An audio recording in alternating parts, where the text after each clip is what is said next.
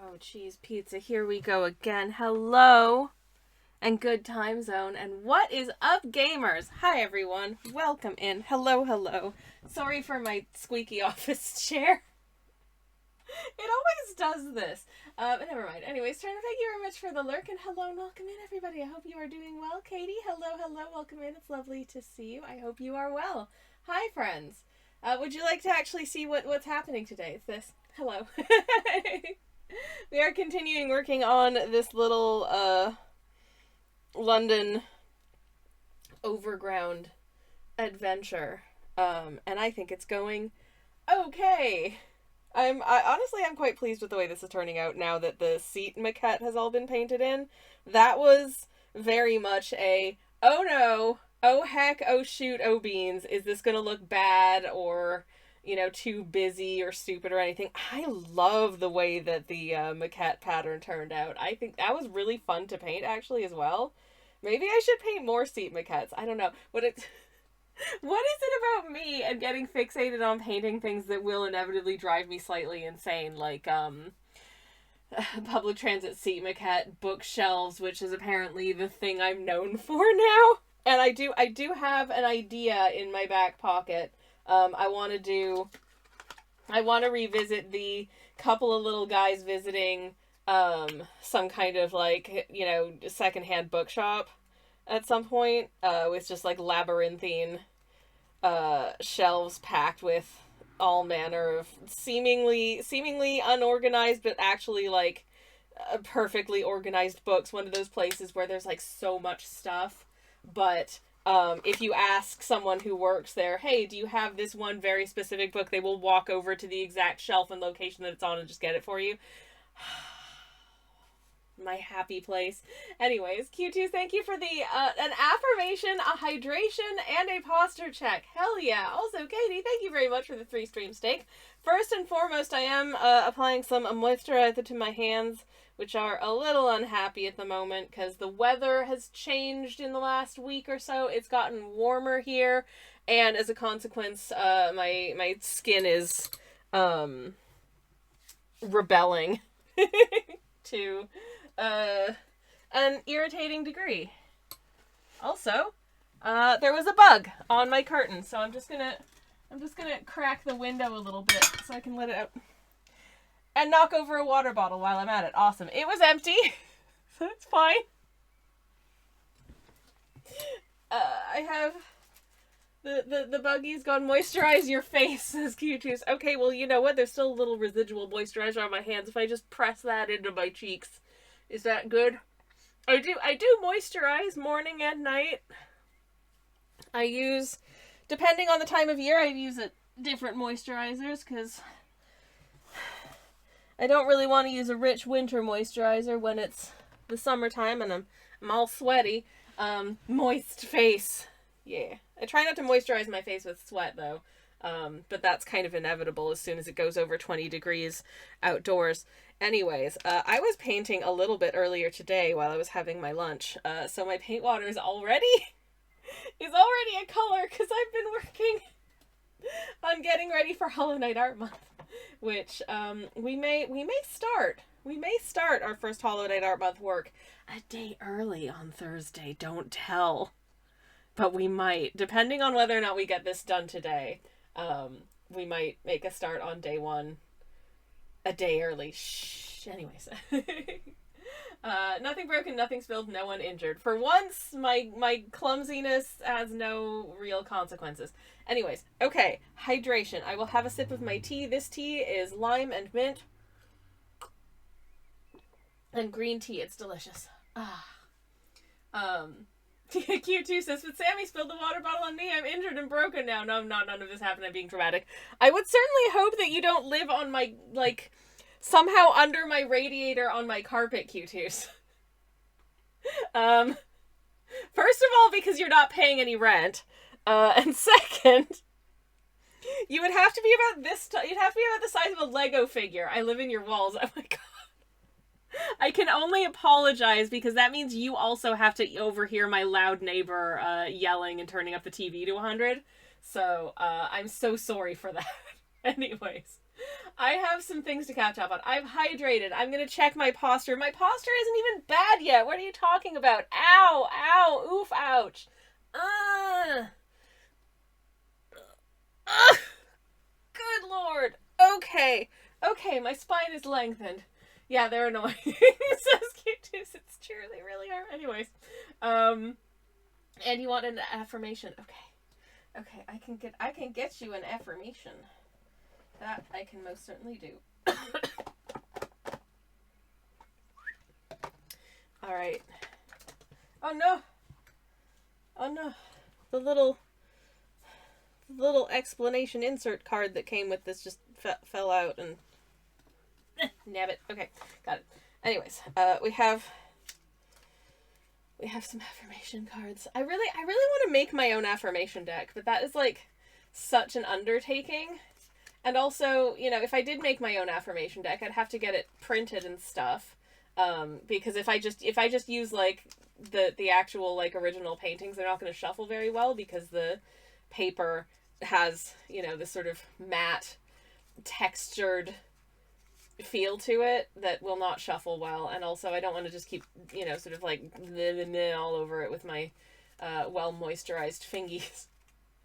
So I'd have to get it printed, which is not cheap. And I don't think I have enough of an audience to make an affirmation deck and expect that, you know, if I tried to take pre-orders for it, I'd actually be able to not lose masses of money getting them printed. So never mind. But we have some ready-made affirmations from the lovely Illustory Art, whose username I will put in the chat if you want to support them. I don't have their links off the top of my hands, but if you search that up, you'll find them. They have a shop, they do a lot of very pretty artworks. You should go give them a follow on whatever social medias you're on.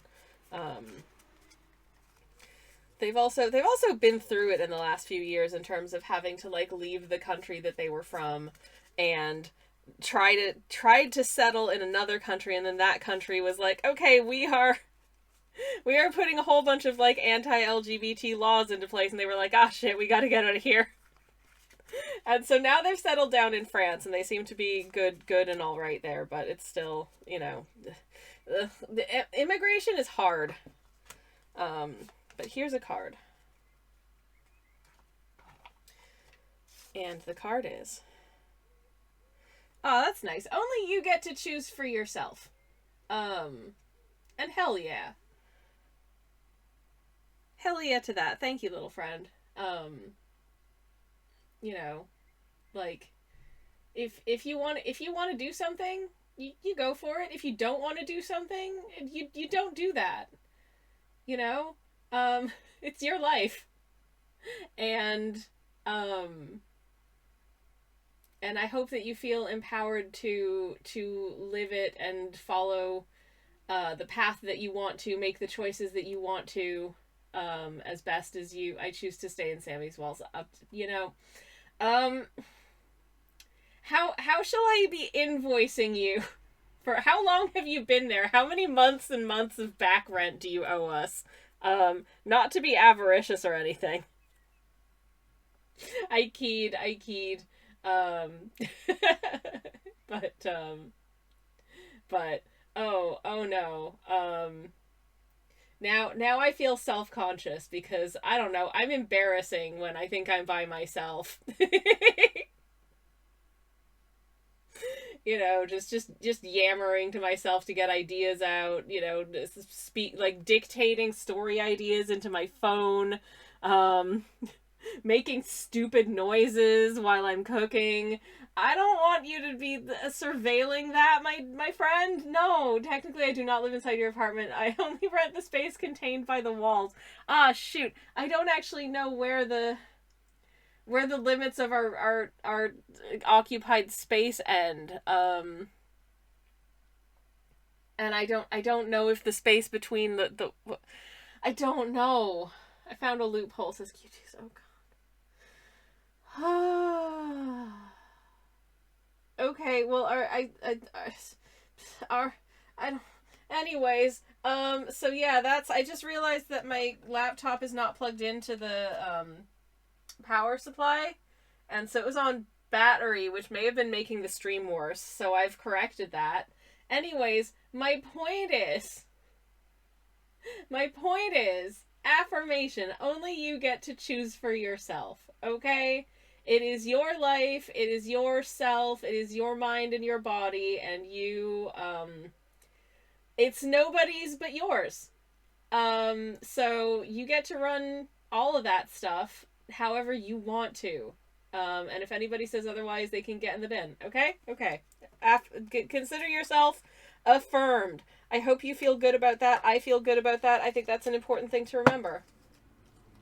And to assert when you need to that, hey, you know, if I want to live in the forest and eat foraged wild garlic with my pasta, I can do that. I wish I could do that. You never see wild garlic here. I miss it so much. You used to see it at farmers markets back when I lived in Canada for like a couple weeks out of the year, and that's, oh my god, if you live somewhere where wild garlic grows and it shows up at your farmer's market, or you can just like look for it, it's so yummy. It's so good. It's good with eggs. It's good in pasta. It's, I better make a nice, like, pie. Like a savory pie situation. Oh, man. Oh, man. That's... I reminded myself of wild garlic, and now I feel a little sad. Because I don't have any. Anyways, Q2 says, I hope you had a wonderful weekend. You're a sweet bean. You're a sweet bean. Thank you.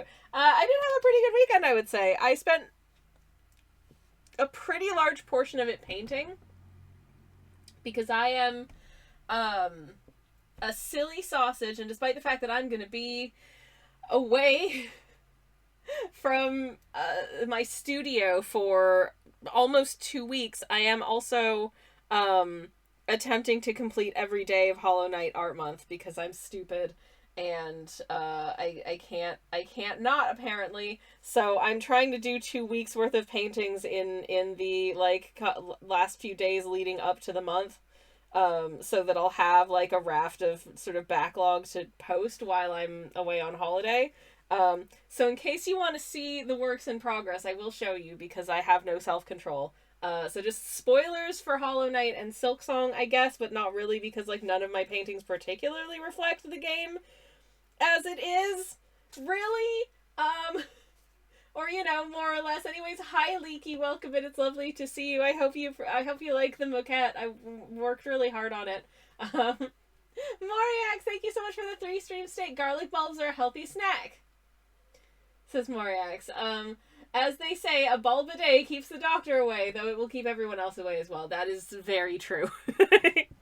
I used to know some people who definitely ate raw garlic for general overall health, and let me tell you, you could tell olfactorily when they were approaching. I love garlic, but, limits. Anyways, Perrin, thank you so much for the lurk. Welcome in. Okay, so here's a very brief tour of what I have so far for Hollow Knight Art Month, notwithstanding my sketch for day 1, because I left it in the other room. I'll bring it in on break, and then I'll show you, because I think it's really... The day 1 prompt is just... Did I put a link in the chat? If you're thinking of participating in Hollow Knight Art Month, you don't have to do all 31 days. You can just do, like, 1 or 2 if you want to. It's all good, like... It's not a competition, it's not a work assignment. Have fun with it. Do what you want. Anyways, here's a link to the list if you want to see what the prompt list is all about. But the first one is Hornet, and I was like, ooh, that is a wealth of possibilities. What am I going to do? And I couldn't decide what to do. So I ended up doing the thing that I do when I have art block and I can't decide what to paint, is I draw my Blorbos in outfits I own and like that I think they would look really cute in. So I have drawn Hornet wearing an outfit I own and like that I think she would look really cute in. And I've also combined it with one of my other special interests, which is a public transit station.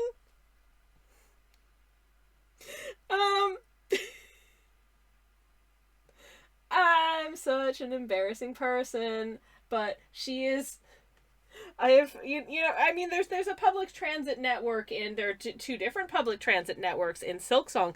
So I decided to just rejig one of the stations so that it looks like a tube station, and I have a little tube roundel that says Grand Bellway on it, and she's standing there in an outfit that I own and like, that I thought she would look cute in, and she's got a nice little cup of iced coffee because I don't know, I was just vibing. Anyways, here's what I've got so far for Holiday Art Month, because I'm crazy and maybe cheating slightly, but hush, you're allowed to prep. Leaky says, you mispronounced best as embarrassing just now, just thought you should know. Wow, that's really embarrassing of me. Anyways, so this was Surface Memento. Please note the things that I have put on her shelves in her bell home. She's got a tin of sewing supplies, a little pin cushion. I have put the Hornet statuette up there because it's real precious and I don't want it to accidentally get broken. She's got a nice little framed photo of her girlfriend. She's got a thing of mossberry jam. She's got something behind her head that we can't see. It doesn't matter. A nice big mug for nice cups of tea. And the thing that the prompt is actually about. Why not? This is just ant people toasting marshmallows. This is the mask maker. I just love the little purple flowers and shellwood. I haven't actually painted any of them in yet, though. This is her at the weave nest talking to Eva. This is the huge flea. This is the chapel maid sweeping up and having a nice time. This is one of the prompts was Bretta, and one of the things that makes me really sad about Bretta is that she needs a better sweetheart, and so I introduced her to Cloth. So they can gay it up. I would love that for them. Speaking of gaying it up, here's Hornet hanging out with no, shut up the front door. What the nuts? No, my camera's gone for a wander again. Ah, shoot. Hold please. I'm gonna have to do some figuring in the background here for just a second. I do apologize. Also, I think my music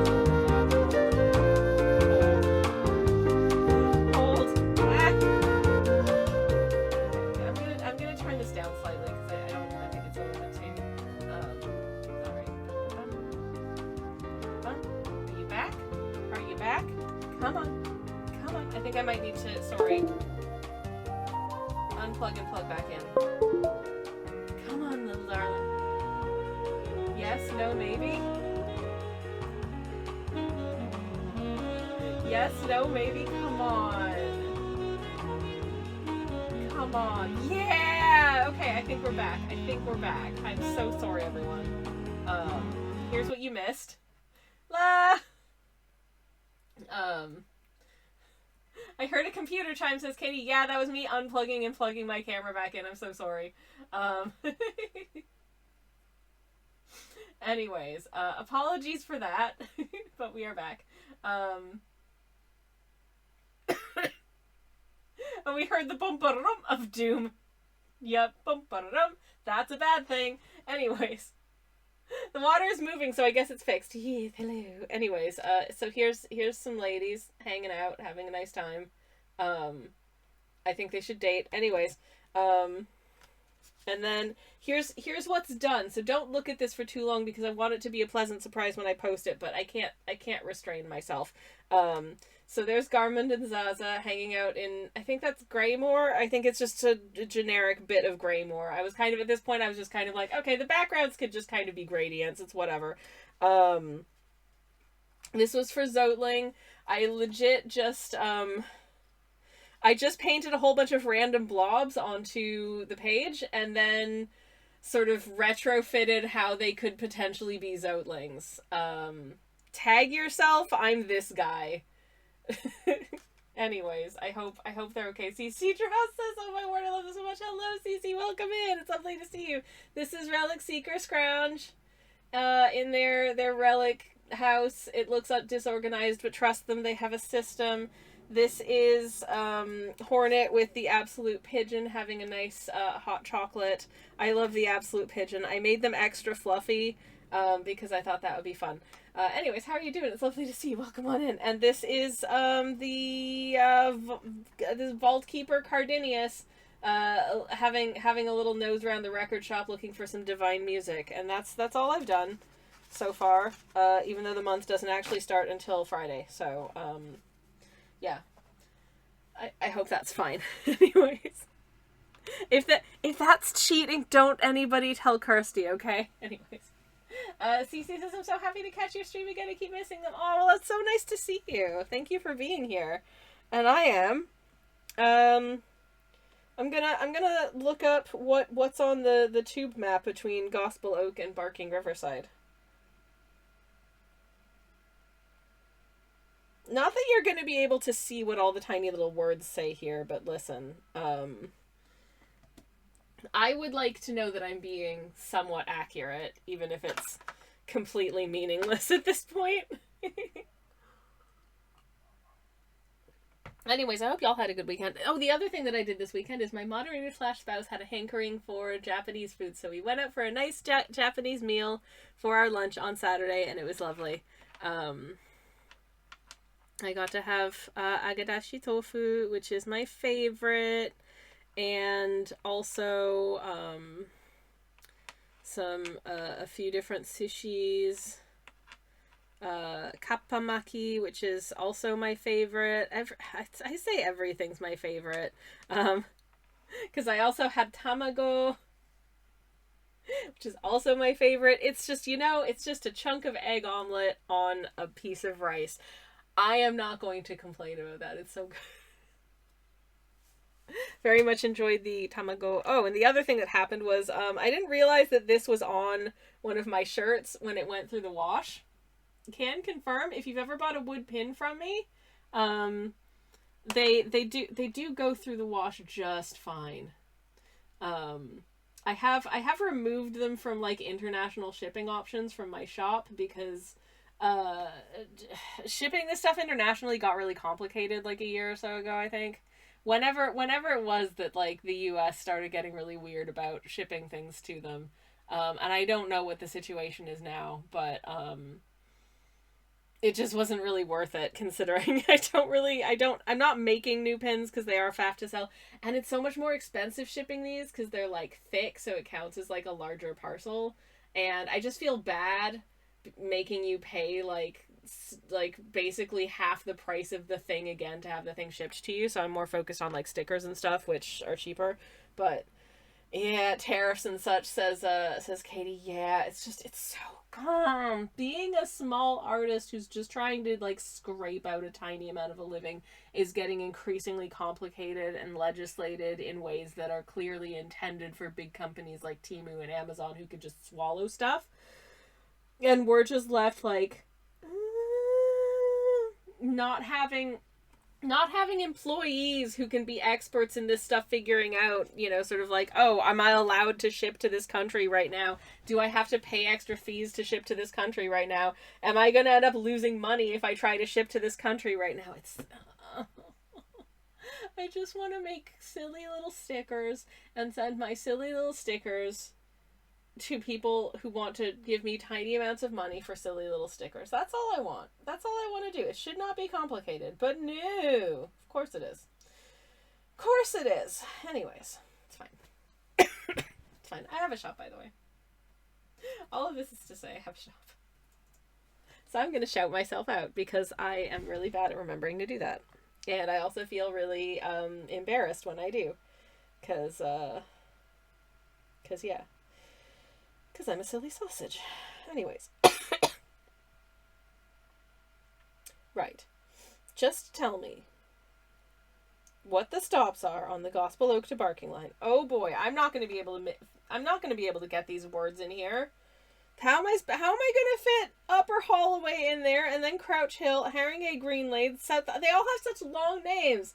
South Tottenham, Black Horse Road, Waltham, Stoke Queens Road, Leighton Midland Road, Leytonstone High Road, Wanstead Park, Woodgrange Park, Barking, and Barking Riverside. Jesus, Murphy! How do you expect me to do such a thing? No! This is complicated. Anyways. I shall nonetheless try. But oof. Oof baboof.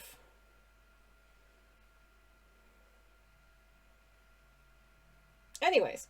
But yeah, I'm trying to think if I did anything else this weekend. And honestly, I think it was mostly just go out for a nice meal and then paint. I think that's it. I think I was just holed up in here for a really long time doing painting and stuff, and then also doing a little bit of thilk thong in my practice stave. Um, I've been I seem to have more or less beaten art block by being forced to buy a prompt list that tells me what is literally telling me what to paint, which is great. Um, but but now I have writer's block instead. I would really like to get some writing done. I've got like a book or two that I really want to be working on and finishing.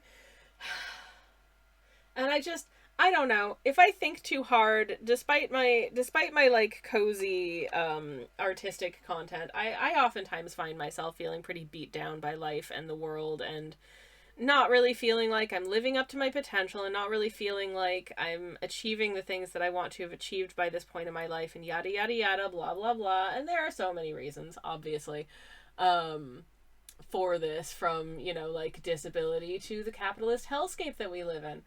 But with that being said, I would really like to just somehow muster that little additional bit of time and mental wherewithal with which to foster my literary imagination enough such that I'm actually able to squeeze out an entire ass novel and then convince someone that it's worth publishing. Um, do you think the publisher would let me draw and paint my own book cover? Because I would like to do that. Um, because I think book covers, to no small, like, we are, unless we are like visually impaired, we are very visually driven people. If you see a book and the cover looks bad, you want to not read it. If you see a book and you're like, well, that's a whimsical looking watercolor of a couple of little guys off on some adventure in what looks to be an unnamed European city, yeah, I want to read that. You know, that's what I'm aiming for. So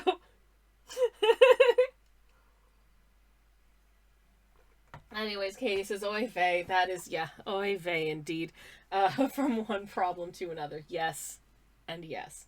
Cece says, it is something I feel most of us are going through at the moment. Yeah, absolutely. Have you pitched your book yet? Sorry if you already said. I have not pitched my book yet because it's not done enough, and I can't I can't pitch it if it's not done. Like, even if that's something you can do, because you can, I know you can pitch and set, they don't necessarily want the full depending on the publisher or the agent or whatever, they don't necessarily want the full manuscript, they just want to see like the first few chapters.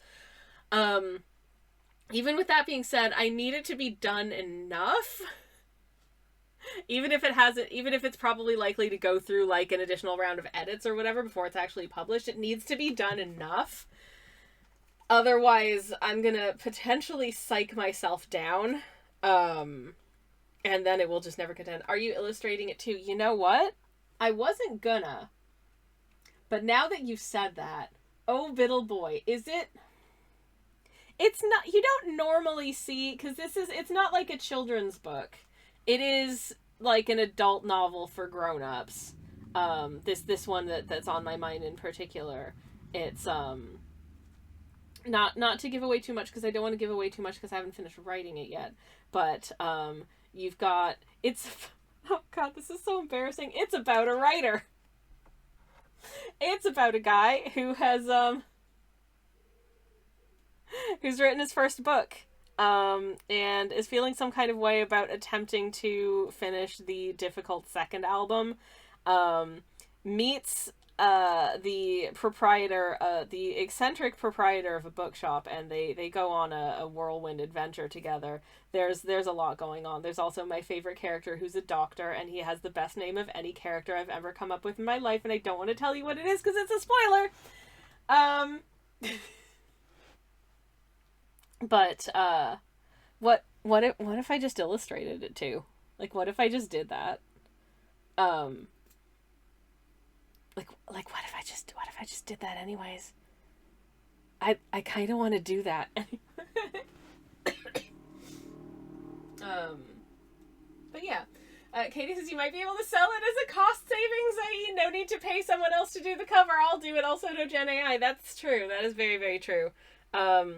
I do, like I am an aesthetic being and I do see books sometimes and I'm like, this cover does not sell me on this being a high quality story, which is not fair because I know that sometimes books will have a cover that doesn't necessarily, that a cover that was assigned by the publisher that doesn't necessarily reflect what the author intended with the book. And I know this for sure because I have seen authors take to social media being like, I explicitly told the publisher I was not happy with this cover design for my book and they still used it.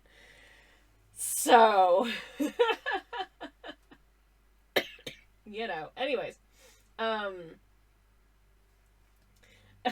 Moriak says, it's a really gruesome crime horror drama. It makes Stephen King look like Mr. Men. Oh my god. Do you really think I have it in me to write something like that? Because I don't. I very do not. Anyways. CC says, I see, because if it was a children's book, I would say that they do not like to see finished projects, publishers. Yeah, that makes sense as well. But I have contemplated, like, numerous people have said, have you done children's books? Have you considered doing children's books? The closest I've gotten to doing children's books is about 100,000 years ago, and I look back on the art and I'm like, oh my god, because it's very different compared to what I'm doing now. Was being an artist on a special, like, artist edition of Alice in Wonderland and Through the Looking Glass that were published, like, I want to say, like, 15 years ago, maybe? It is out of print, before anyone asks. But it is on my Goodreads page, so good job, me. Yeah, so there was that. That's the closest I've done to a children's book. I have considered it, but I don't know if my vibe is children's booky enough, like, as a person. I wouldn't want someone to pick up one of my books. It's like, a like, lavishly illustrated children's book about, like, some cozy little adventures, and then pick up another book of mine and it's full of, like, I don't know. Honestly, probably some at least heavily implied gay sex. So, yeah, anyways. Cece says, I'm trying to get my first children's book out in the world and it's rough out there at the moment, like, woof. So I have heard, my friend, but, okay. If you haven't seen Cece Draws' artwork, I'm gonna go ahead and give you a shout out in the chat because I think other people should see your artwork and go hang out with you as well.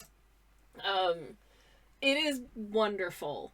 It is wonderful. If you like joy and whimsy and beautiful stuff, please go check them out. Anyways, and also I do wish you the very best with getting that children's book out there because you deserve it, my friend. My moderator / spouse has just come home, so I'm gonna go say hello. 1 second. Sorry. Hi. Hi, baby. Hey, baby. How warm is it out there? Are you okay? Yeah. You good? Okay. I did go out for a walk earlier. It's cool enough. Yeah. It wasn't actually that bad when I went out for walkies, but that was at like 4 o'clock, so. Well, we finished early, so I just came out. Oh, yay. Yippee skippy. I'm glad you're here. I missed you.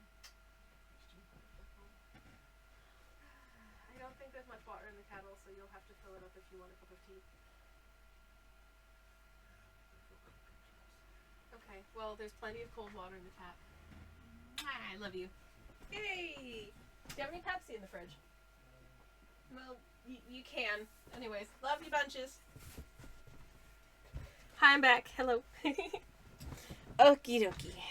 Where was I? Oh, yes. I was going to start painting, which I haven't done yet. And I'm gonna use the same slightly murky, paint water that I used earlier for my Hollow Knight art, which does get murky super fast. One of the things that I am enjoying about having Silksong to draw from for this year's Hollow Knight Art Month is that I'm getting to employ new and different colors, which is really fun. because I did find that a lot of Hollow Knight Art Month was quite using a lot of grayish blue. There was so much grayish blue every time I Hollow Knight Art Month. And it is quite nice to get to use different colors, and quite vibrant actually as well. I would, now this is maybe a little bit more vibrant than canonically, but this is in fact quinacridone gold on here, which is a beautiful vibrant yellow. So, you know. Anyways, hi baby, what's up?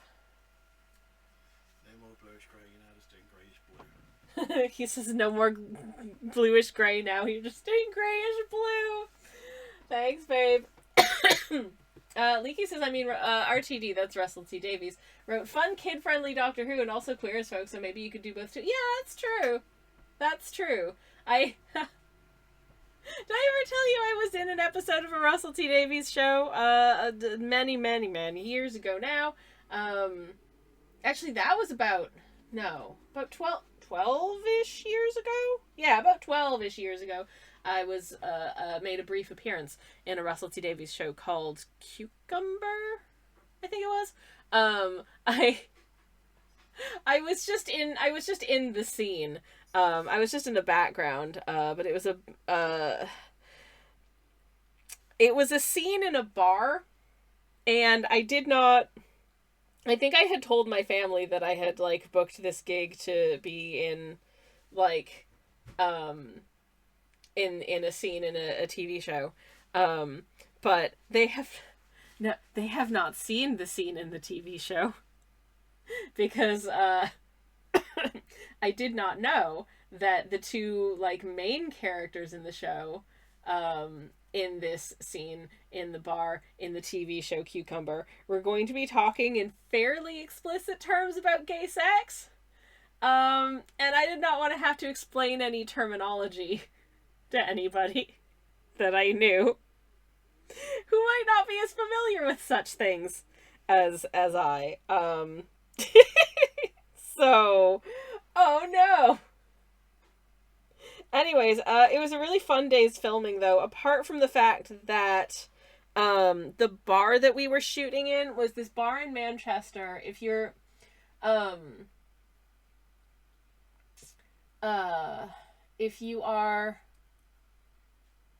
if you're familiar with Manchester, you might be familiar with this bar. It is situated directly under the railway. Near, I think it's just like across the street from the Deansgate tram stop. But it's situated directly under like the mainline railway. So if you need quiet in order to like film dialogue being spoken in a scene, you periodically have to stop shooting because a train is going past, and the trains are pretty frequent along this line. So, yay! Great stuff. Super fun. Had a wonderful time. Anyways. But yeah, Leaky says, over lockdown, Bethany Black streamed on Twitch and talked fondly of that show. She was so good in it. There was like a companion show called, Banana, I think, that I actually reviewed for, a publication that I was reviewing, like writing TV reviews for at the time. And, she was like the main character of an episode in that, and that was such a good episode. She was phenomenal. Anyways, but yeah, delightful. But what was I saying? Oh yeah, so trying to film while a train goes overhead every like 5 seconds was grueling, because it wasn't that long of a scene, but it took all day because, again, yeah, I think we were there for like 8 or 9 hours getting a fairly short scene. And a lot of that was, we have to stop because a train is going and that take is unusable. Yippee skippy. But it was a fun day, and if memory serves, the lunch was a really nice vegetable curry. So, yeah. Happy days, happy days. Not a sustainable income though. Doing little bits for TV shows, unfortunately. Um, but it's a good time. Anyways, banana. Yeah, apparently the three stages of male. Anyways, moving on. But yeah, that was a thing that I did about a million years ago, and it was fun.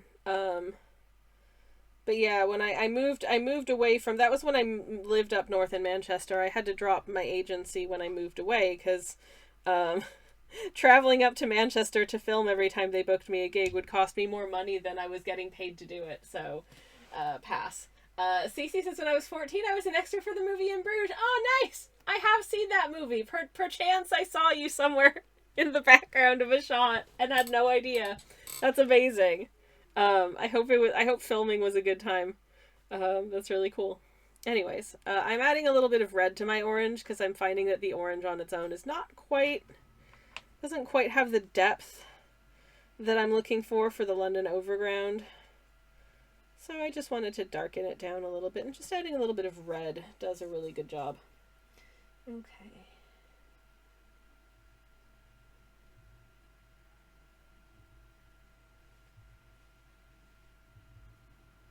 And now I'm just going to connect up the little dots. It was so rough. Oh, jeez. Oh, jeez. I confess I don't remember a ton about the actual, like, film. But, I've also never been to Bruges. I assume that was on location in Bruges, or wherever it was filmed. I haven't actually been to Bruges. I almost went once, but then we ran out of time. On our continental journey. I have been to Belgium, though. I had a nice time. I enjoyed at least some of the public transit where I was visiting. Though there was this one metro driver that went too fast. It was set in the Christmas period, but filmed in February, and all the shots I was in were filmed in the middle of the night. Oh, that is rough. That is rough.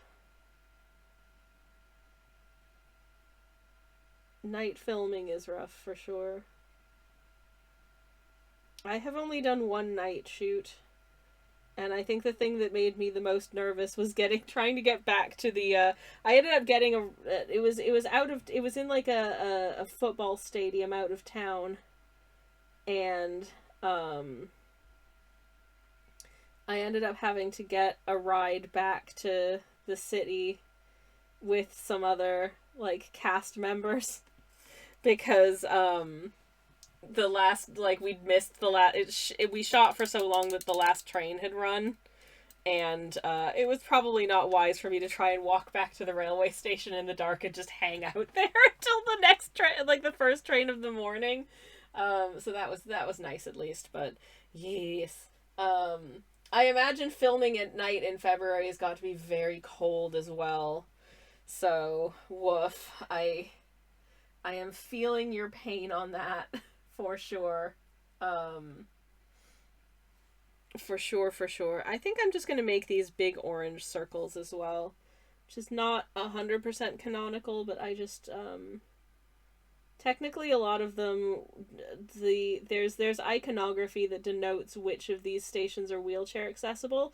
There's no way I'm going to be able to get the teeny tiny wheelchair symbol into a space this small and have it be like remotely legible, so we're just going to take it as read that in this like fantasy world every station is wheelchair accessible, because well, I think they should be, and I know that some of the infrastructure that we have in place on certainly on parts of the London network is very old. Obviously, parts of the London Underground network dates back to the 1800s, and some of it honestly feels like it hasn't been updated since the 1800s. But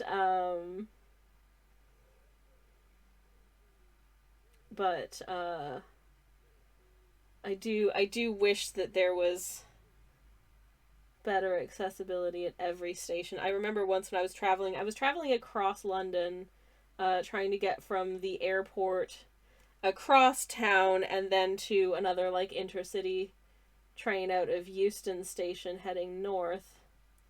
And it was a bit of a struggly time because I specifically went to like TFL's website and went to their journey planner and was like, okay, what route can I take that means that I don't have to use the stairs at any point, that I'm only going to be directed to lifts and all that yada yada yada. Did it give me only stations with lifts? No, I had to change at 2 different stations that only had stairs.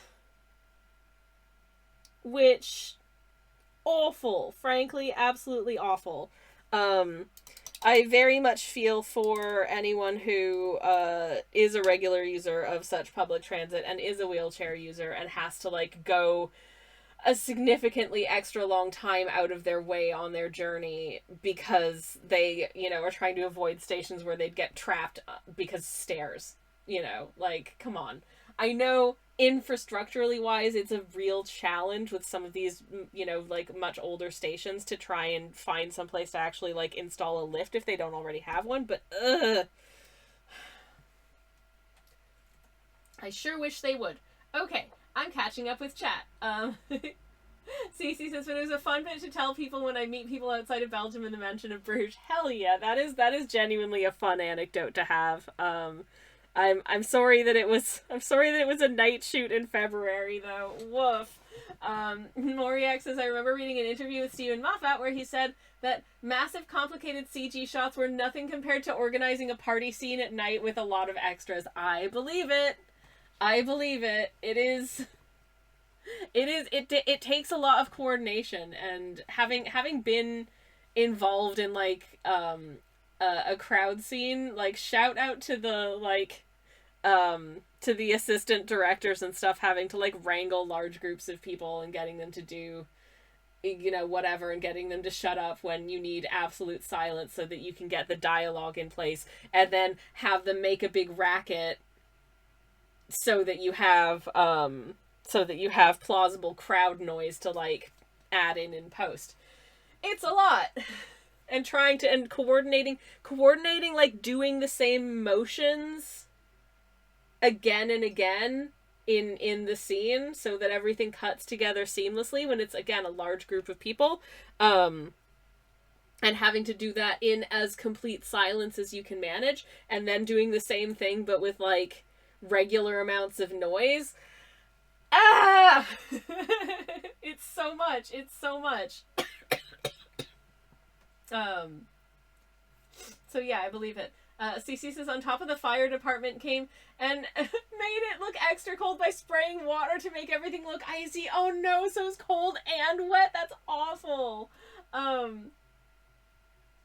says, I've only been on TV once in the background of a documentary. Well, my legs were. Is there... Okay, that sounds like there's a story there.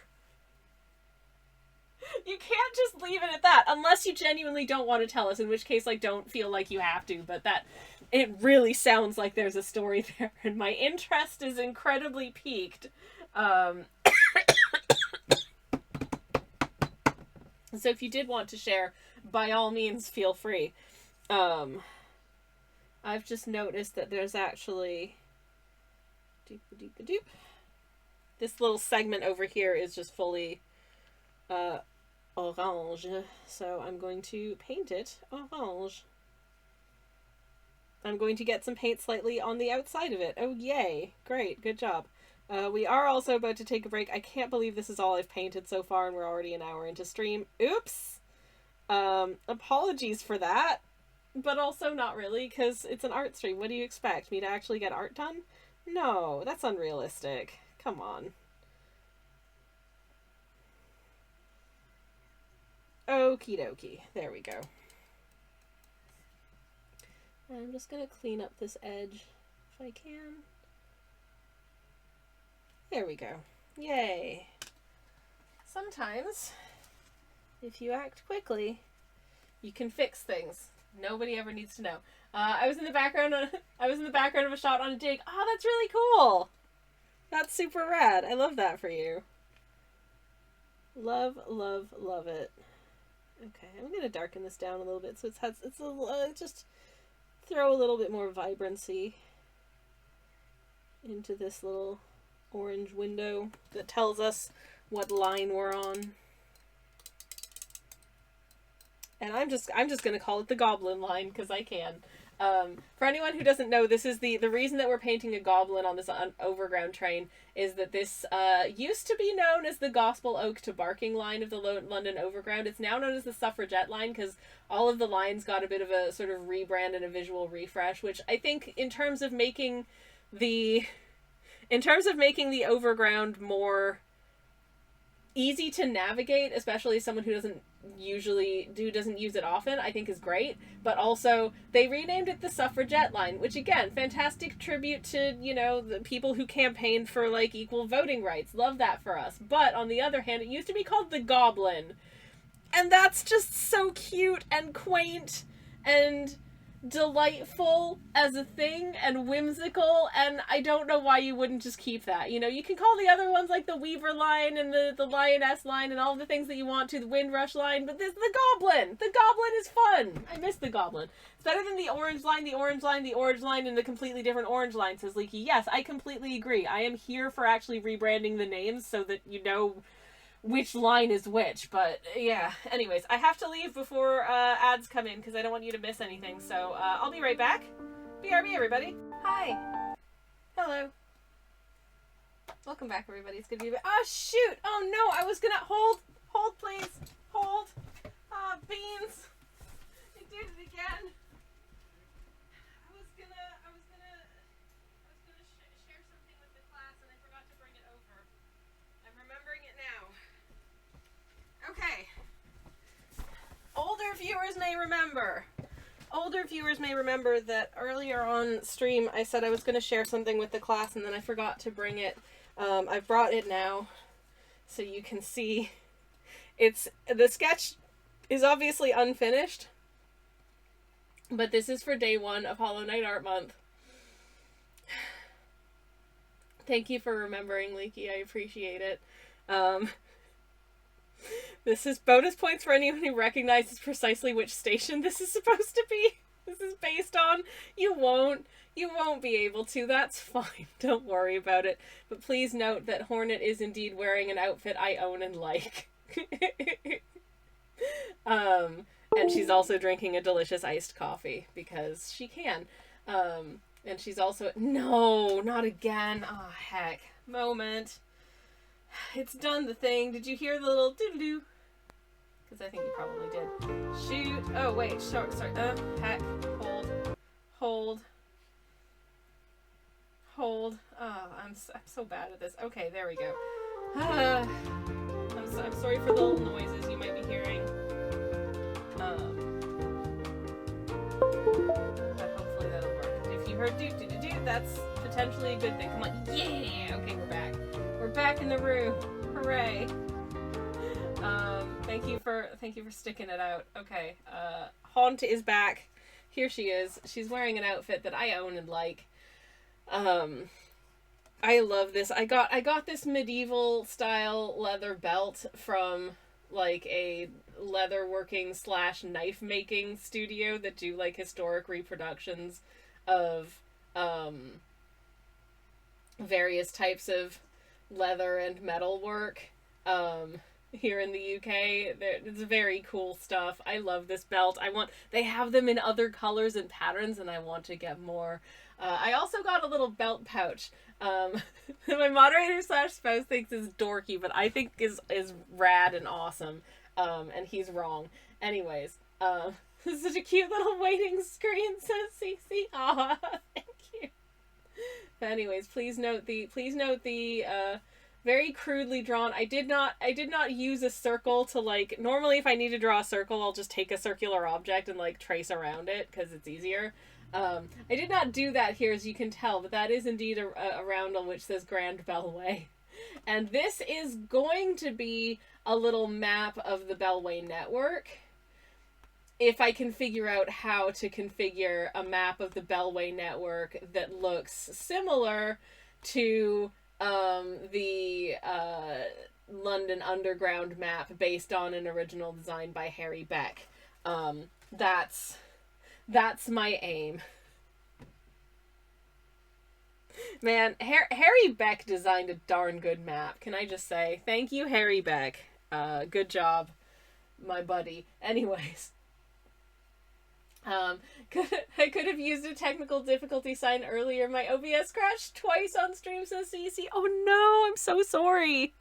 I'm so sorry. That's the worst. I have experienced technical difficulties galore on this stream in the past, and it's never a fun time. I think a couple streams ago I was having like weird, for some reason it was just like, I think the audio was fine, but the imagery was very like running at about 4 frames a second. It was not good. And I ended up having to restart stream twice, which, yeah, it just makes it less fun. I mean, that's just the quirks of live entertainment, I suppose, that it's kind of baked in that every once in a while something's going to go wrong, and hopefully, and you've just kind of got to be patient about it, you know? Yeah. And Harry Beck managed very much to not be Eric Gill. Also true, Leaky. Also true. Heck. Anyways. But yeah, first time that has happened, it was so jarring for sure, says Cece. Oh, I'm so sorry. I'm so sorry. Technical difficulties genuinely are, like, the worst. They are not in the slightest bit enjoyable. That is in fact why I created a technical difficulties screen. Because it happened often enough that I was like, I need to have something I can just cut to if things are going wrong. And yeah, Tals, hello, welcome in. How are you doing? It's lovely to see you. Welcome, welcome. I am about to start painting our little goblin here, which I'm very nervous about. But I hope I can do them justice. If you're not familiar with this little friend, they are in fact a D&D character of mine from a previous campaign. They are a goblin and a sorcerer, but by trade they are a blacksmith. Specializing in making knives, in fact.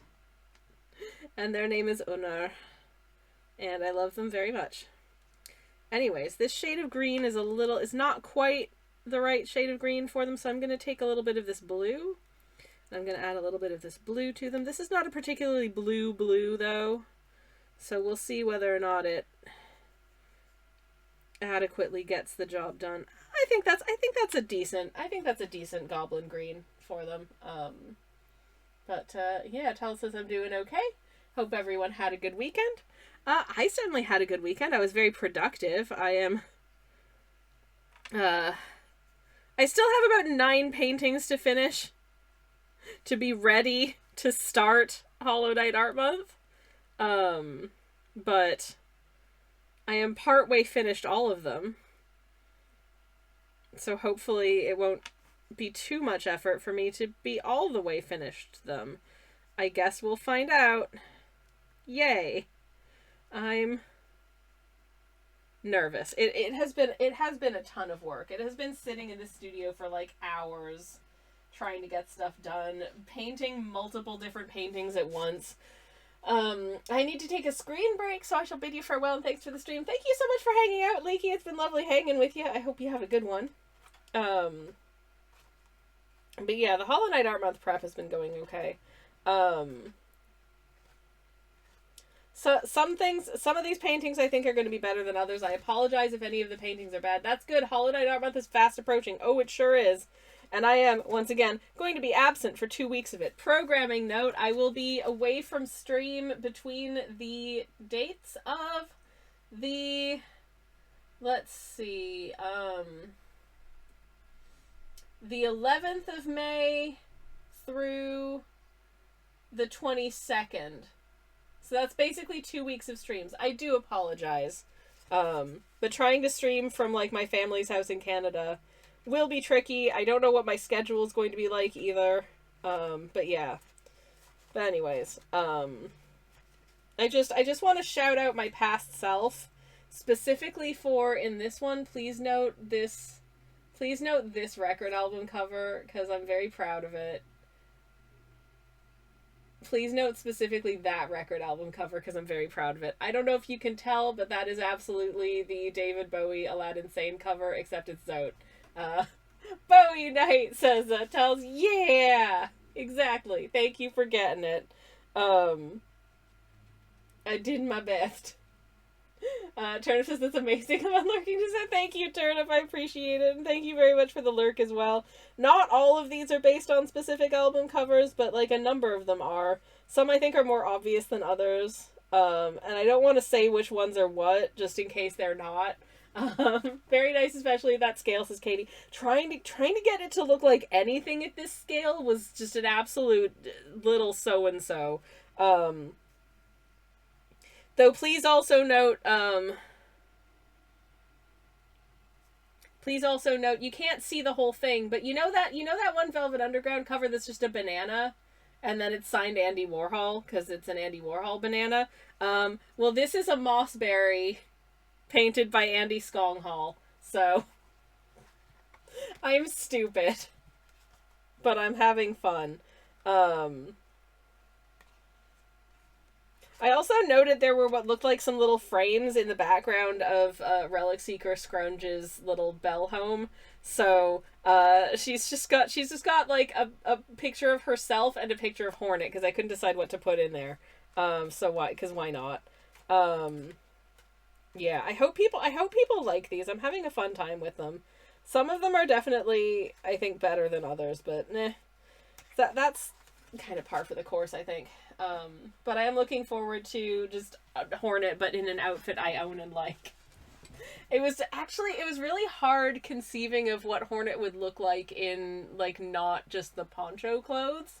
Very helped out by that one section of the game. Which if you haven't played Silksong, I don't know if I want to spoiler, but if you know, you know. Anyways. Okay, I'm gonna water this down just a smidgen, and I'm gonna start with the leggies, just in case I need to make any modifications. It's easiest if I start with a leg, I think.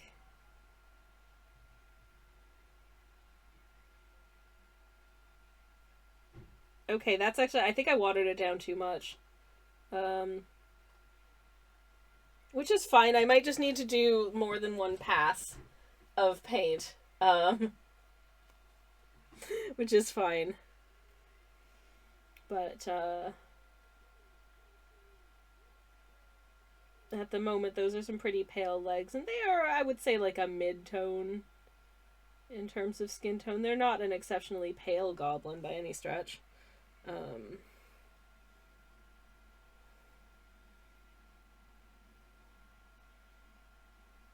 Yeah, that's more like it. That's more like it. Okay, cool.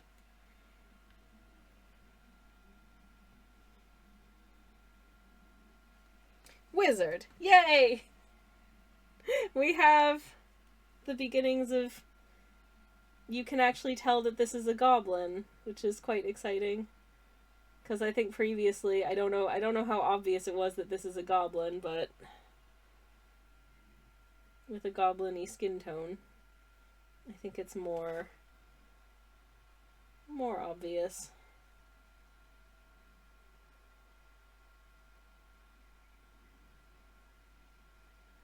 I gravitated, when I created this character, part of the reason that, I think I got randomized as a goblin, because I start all of my character creations, unless I have a really strong idea in mind, just by going to fast character and just fully randomizing everything. And then sort of refining down until I get something that feels like a concept I want to play with. And then I still randomize my stats, which is how I end up with like a warlock with 0 for charisma. And a goblin with about plus 1,000,000 to charisma. They're a very charismatic little sorcerer. And I love them. Anyways. But I was really drawn to the goblin as a playable character, because they get, I think, kind of that sort of, this idea that, like, every one of this, like, species of fantasy person has kind of the same personality, And I like being able to do things that kind of complicate that. I think that feels a little bit reductive. That feels a little bit uncomfortable to me as, you know, a three-dimensional human person with a distinct personality. I like the idea that, you know, any other like fantasy person that you would encounter, whether they're like a dwarf or a half giant or a goblin or whatever it may be, they also have, you know, distinct personalities and traits and strengths and weaknesses. And even if their like culture specifically prioritizes, you know, certain traits or certain values, there's going to be a variation of personhood within that. And I think we don't always see that. So I wanted to create a very three-dimensional goblin who is very much their own person and is very much an adorable vibe as well. I love them very much. And I am very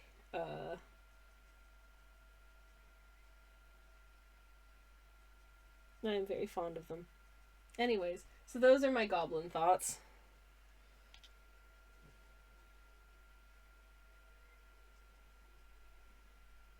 And if you've never played a Dungeon Dragon, here's what you need to know about goblins. They are usually greenish. They are usually quite short by human standards. I think they're, I don't know, it's like maybe 3 feet. This little guy. Though I may also be misremembering their exact height. And that's fine. And they are super cool.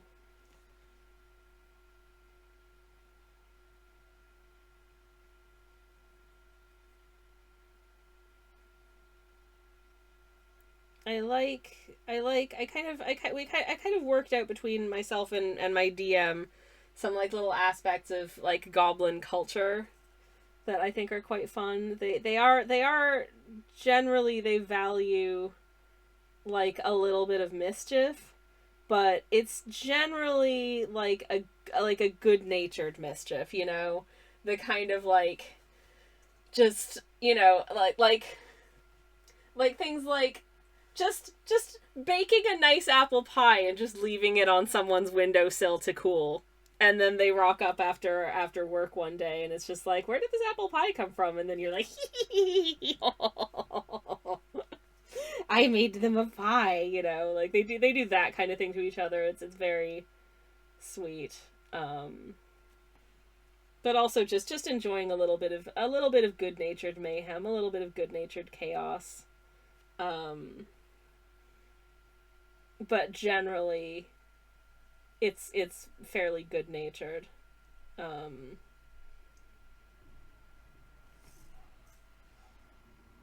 And so this little buddy is generally just kind of chill. They also happen to come from a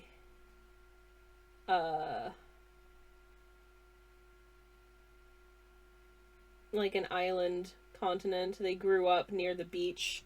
Their father is a fisherman, and so they spent most of their childhood growing up with their dad not really being around, but they really like admire him because he was always so cool when he'd come visit from his long journeys at sea. And then they became a blacksmith and make knives for a living. Anyways, now they've got goblin flesh, and it looks like that. Yay! So yeah, I love them very much. Sorry for waffling about my OC. Creating an OC is very, very fun. Getting anyone to care about your ramblings about your OC is an uphill battle.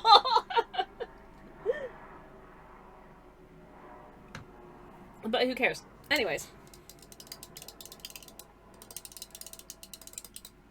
And at some point on their journey, I can't remember precisely when, but at some point on their journey, they got a cool. They used to just wear like a normal shirt and like a little, blacksmith's apron. But then, we got to go shopping a lot in this campaign.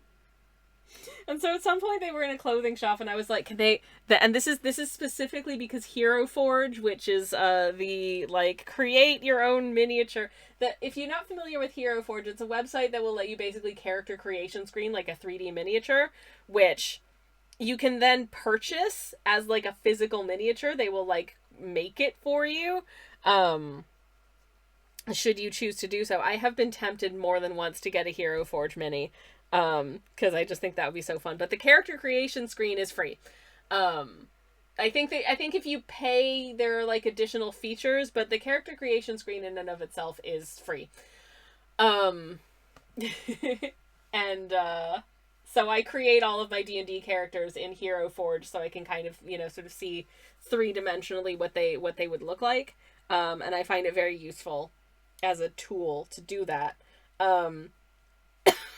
And Hero Forge is pretty consistently adding new features, so you can change like you can give them all different outfits to fit. It's not just fantasy creatures. You can get outfits to fit all kinds of settings, like sort of cyberpunk outfits, just a guy in a sweatshirt and jeans. It's whatever you want, right? And the options are pretty comprehensive. And at one point during the campaign, they introduced a cool leather biker vest, and I was like, "Oh, geez, I gotta put them in a little leather biker vest. That's so stinking cute. That's so stinking cute. I gots to do's it, so I dids it, and I love it." But that's the reason they're in a little leather biker vest. Okay, I think I'm gonna do their hair next, which is a stunning shade of what I might describe as like soft burgundy, maybe. Somewhere in that ballpark. So I'm just gonna use my violet-ish hue for that. CC says, "That's fine. I like a good waffle. I'm from Belgium after all." Hell yeah. Would it shock you to learn that I have been to Belgium and I did not have a waffle while I was there? I didn't intend to not have a waffle. We just ran out of time. I do apologize for that. I did have I did have a lot of really good coffee though. I was very impressed by the local coffee scene when I was there. That is, apparently some people find this very funny, but I tend to plan my travel if I'm visiting a city that is not a city that I live in. I will plan like my going around itineraries if I have any free time to just sort of like doot around and travel and stuff. I will plan my travel itineraries around making sure that like I will be able to get a good cup of coffee, or there's like a coffee shop that seems like it's gonna make a really good coffee kind of nearby. Ooh, this is a little bit light. I think I'm gonna need to add a little blue to this, actually, because this is looking a little too reddish. This is looking a little too light and a little too reddish, I think. So this will be a starting point. And then we shall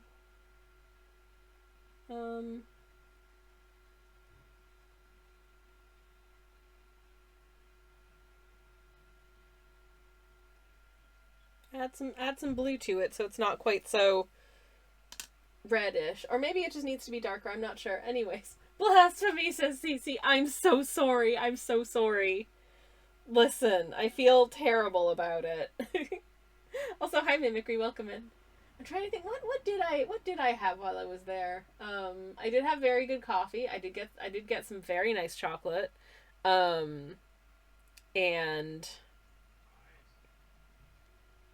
oh, we did have the frites. They were very good. um, at a little place that makes its own cola from scratch. I was very impressed. I was like, oh, a cola beverage. Yes, I'll get that for my moderator slash spouse. He likes a Coke, a Pepsi situation. And it was not. They were like, yes, we make it in-house with a blend of spices and aromatics. And I'm like, I love it here. I really liked it. I think my moderator slash spouse found it a little bit weird, but I really liked it. I thought that was neat. I'm not sure I don't know what flavors a cola beverage is meant to be, because it's got a lot of different aromatics in it. I feel like I get, the last time I took a sip of my moderator slash spouse's Coke Zero when we were out at lunch on the weekend. Where did you visit? Just Brussels. But yeah, I had a sippy of my moderator slash spouse's Coke Zero when we were at lunch. Okay, so adding blue has basically just turned it brown, so I'm gonna add a bit of this Boltan from my 1940 set from Choosing Keeping. I like to try and keep things in, you know, a single, like, unified palette, but I'm just not quite getting the color I want for this hair. There she is. I found it. But yeah.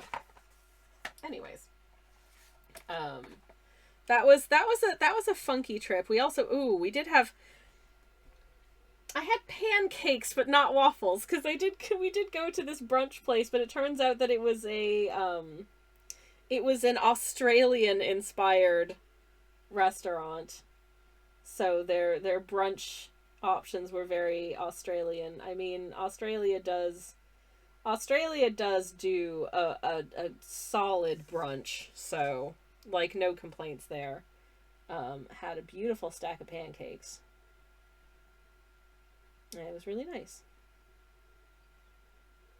Oh yeah, that color's so much better. So much better. That brunch. Oh, what? My moderator slash spouse is such a funny boy. So that brunch place that we went to, I remember it had one of those. You can get a little counter that that's like a physical thing that has numbers on it, and the numbers change according to, in this case, how many Instagram followers the cafe had. And it was like, you know, X number of thousands of followers on Instagram. And my moderator slash spouse saw this behind the bar and went and got his phone out, went to Instagram, hit the follow button to see if the number would tick up, and it did. But he didn't really want to follow this cafe on Instagram because he knew he was never going to be back again. So he immediately unfollowed. The number went back down. I think he might have done this a couple of times just to see. It was very funny. I do actually, sometimes I will follow the social medias of coffee places I visited in like other cities, knowing there's a very good chance that I won't be back there for a very, very long time, and they might not even be there by the time I go back to that city. But it's just nice to see, like, yeah, I liked that place. Mischievous, says Tals. It was very funny. It was very funny. Then sometimes I just make myself feel sad following places on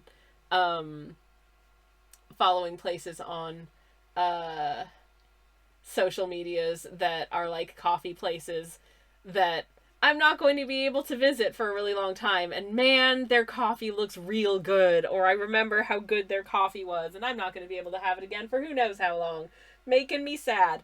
Anyways, I have managed to nail their hair, which is this color. Come on, focus. Come on, focus. There it is. There's their hair. It's kind of burgundy and very cute. Anyways, we're getting there. I have never done such a thing as follow and then unfollow to see an Instagram ticker go up, but It was very funny. I'm gonna put little sort of gold toned buckles onto these shoes, which are, in terms of buckle size, definitely a little bit inspired by like an 18th century vibe. Likewise, the little knee breeches they've got on. I just think it's a good fantasy look, personally. Does it match the, in terms of like fashion aesthetic, the leather biker vest? No. Does that matter to me? Also no. I think it's fun and funny. Um but yeah, anyways.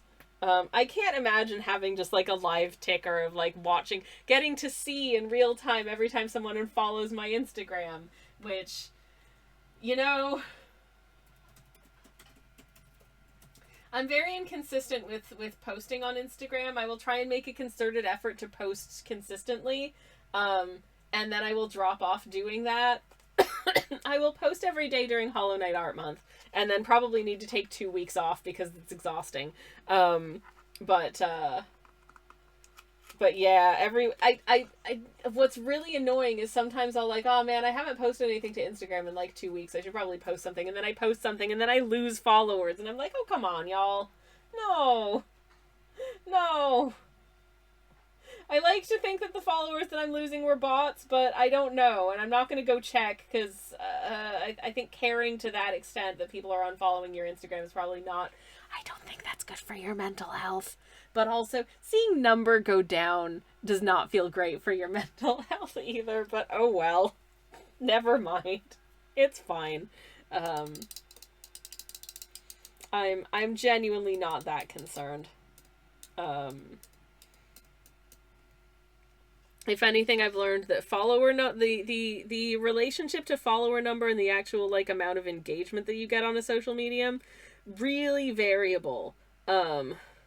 Like fairly I have the same number of followers roughly on Blue Sky as I do on Instagram, and pretty consistently I get way more um people talking to me and sharing my stuff on Blue Sky than I ever do on Instagram. So I'm happy to kind of prioritize that, really, because people actually communicate with me over there, which I like, you know, like liking posts, seeing, getting views is fine, but it does not compare to someone actually just saying like, hey, that's neat, or hey, I saw this and thought of you, and then like sending you a thing. Like that's just nice.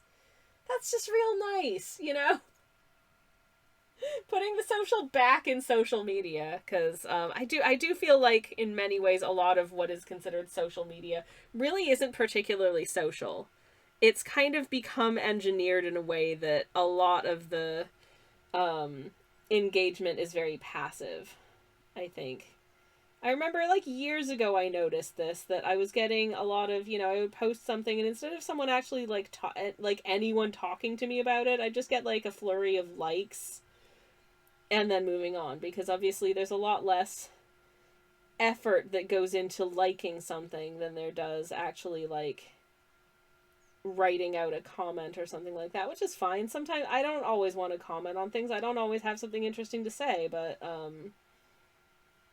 it is nice when someone actually just like says a thing to you. It's like, whoa, that's nice. There's just too much content out there, says Cece. Yeah, there's too much content out there, and I think, you know, like it's very it's become very diluted by, it's oftentimes hard to find the things that you actually do or would want to see, because they end up getting buried under a sea of just like recycled stuff, slop, low effort, just nonsense, ads, like terrible ads.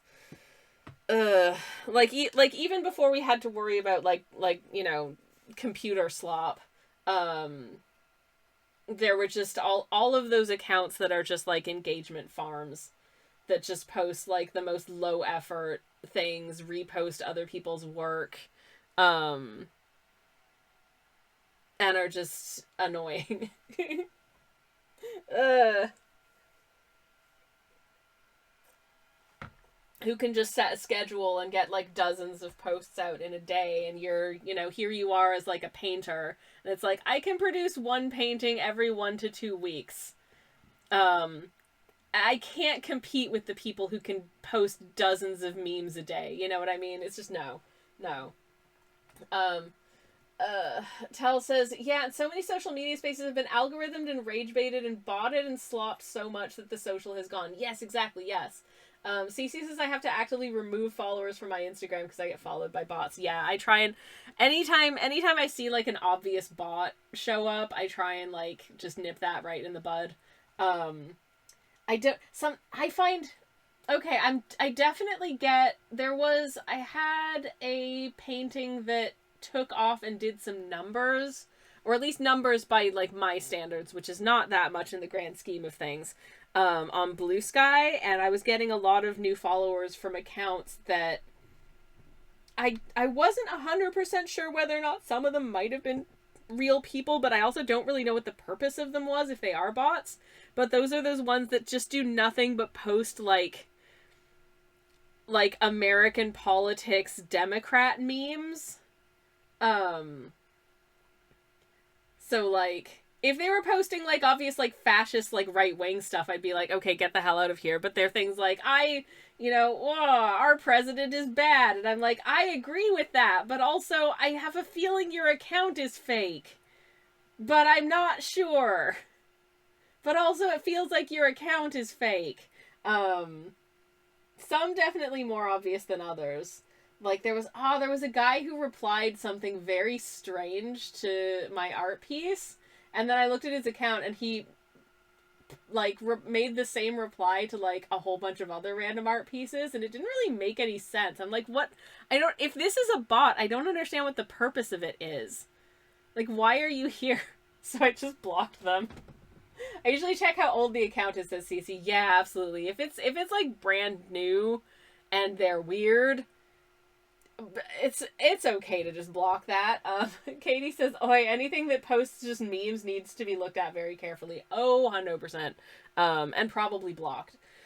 I do every once in a while I'll get like a DM request on Instagram that'll just be like, "Hey, beautiful," and I'm like, okay, there are almost no photos of me on my Instagram, but thanks. And I block them.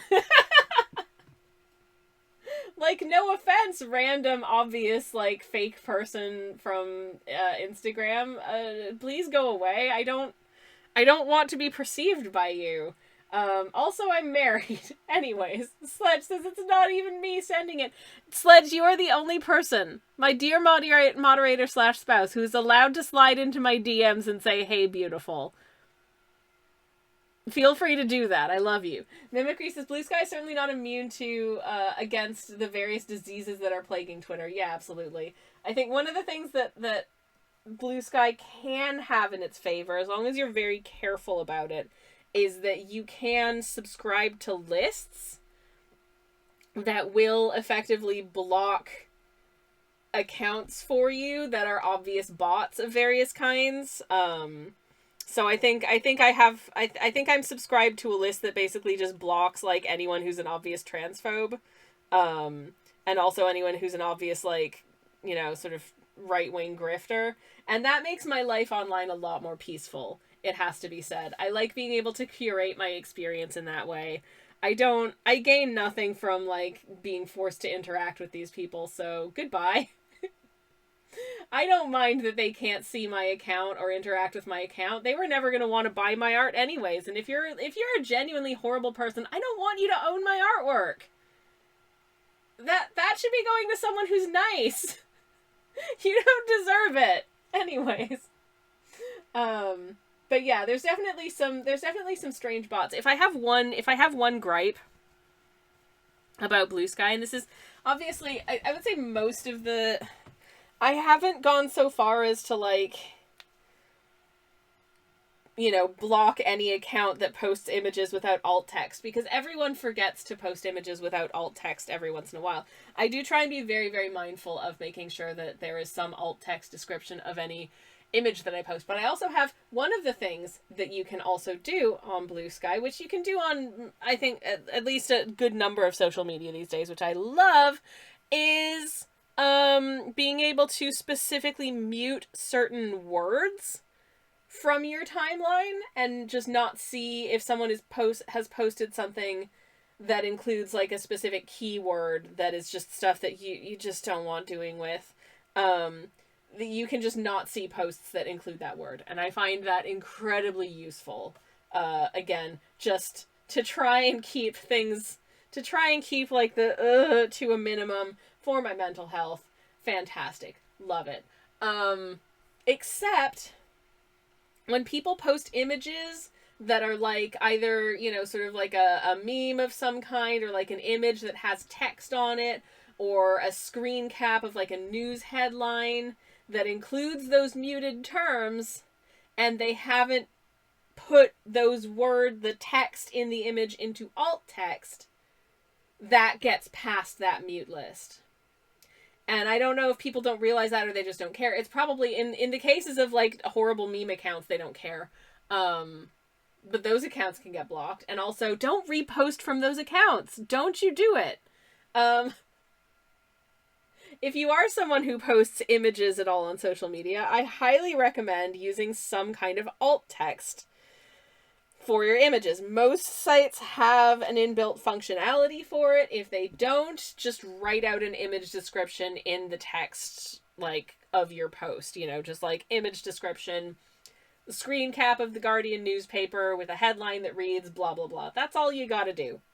And maybe and a picture of, like whatever it's a picture of. That's all you gotta do.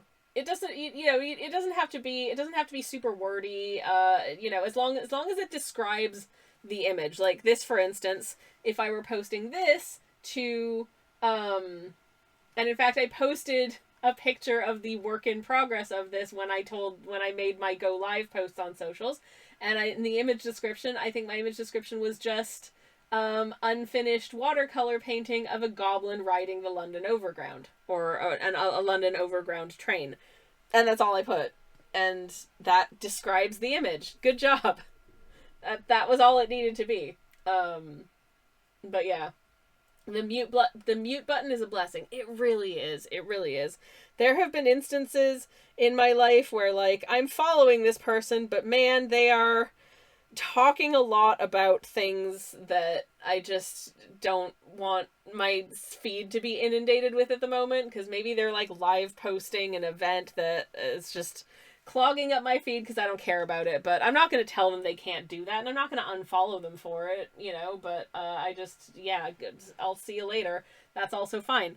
I have also strategically muted people who it did not feel socially appropriate for me to just outright block, because I didn't want to invite questions from mutual acquaintances when they had said or did something that I vehemently disagreed with, but I did not want to have to get into it if someone else asked me, hey, so why did you block so-and-so?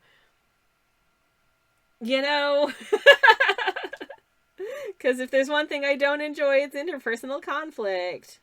But I definitely, at least in older parts of my life, found myself in some social circles where there were some individuals who were peripheral parts of my circle of acquaintance who I would not choose to socialize with myself, but were friends with people that I was friends with, and I'm not going to begrudge my friends having friends, or indeed acquaintances or professional contacts in some cases, who I would not necessarily choose as a friend or acquaintance myself.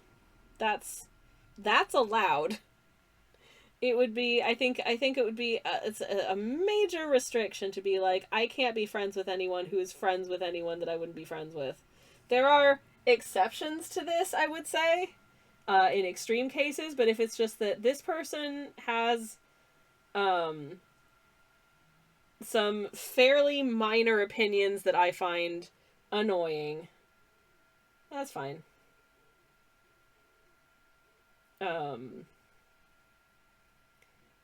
Like I had, oh, what's to bring up a an old and not particularly important example.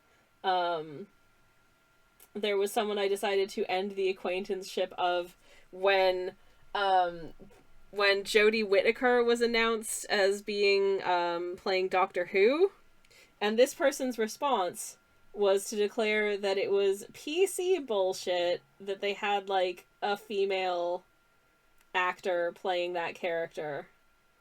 And I just thought that that was I just thought that that was a bad reaction. Um and I didn't like that response. And so I decided we don't have to be friends anymore. So I just muted them on social medias because again, I didn't want to have to get into it with any of our mutual acquaintances that like, oh yeah, I dropped them as a social media mutual because they had a shitty opinion about Jodie Whittaker playing Doctor Who. I did not enjoy Jodie Whittaker's Doctor Who run particularly well, but that is nothing to do with Whittaker and everything to do with the showrunner of that era. But anyways, Katie says that yeah, folks that fall in that friend of a friend or friend of a friend of a friend categories, yeah, those are sometimes tricky social situations to navigate. Sometimes when it's just like, man, this person just, and you know, sometimes you just don't vibe with somebody. I remember again in a very different chapter of my life, there was this one guy who was like, everybody loved this guy, and for some reason he just gave me a vibe that was like a not good vibe, and I was like, I don't want to hang out with this guy. This guy gives me a bad vibe. But all I could really do was just not really be present when he was at social events or like just not hang out with him. And so I just didn't hang out with him. And that's fine. You don't have to be like, I fully recognize that there are many people out there who don't like me. You know. And before you rush to my defense, this is not me putting myself down. This is an entirely neutral statement. There will be people out there who don't like me. There will be people who don't. Oh, Jesus. Chat, I don't know if you heard that. Bless you, honey. I don't know if you heard that, chat, but my moderator / spouse just did a really loud sneeze. And it jump scared the hell out of me. We did, says Cece. Chat says bless you as well, babe. We all love you very much.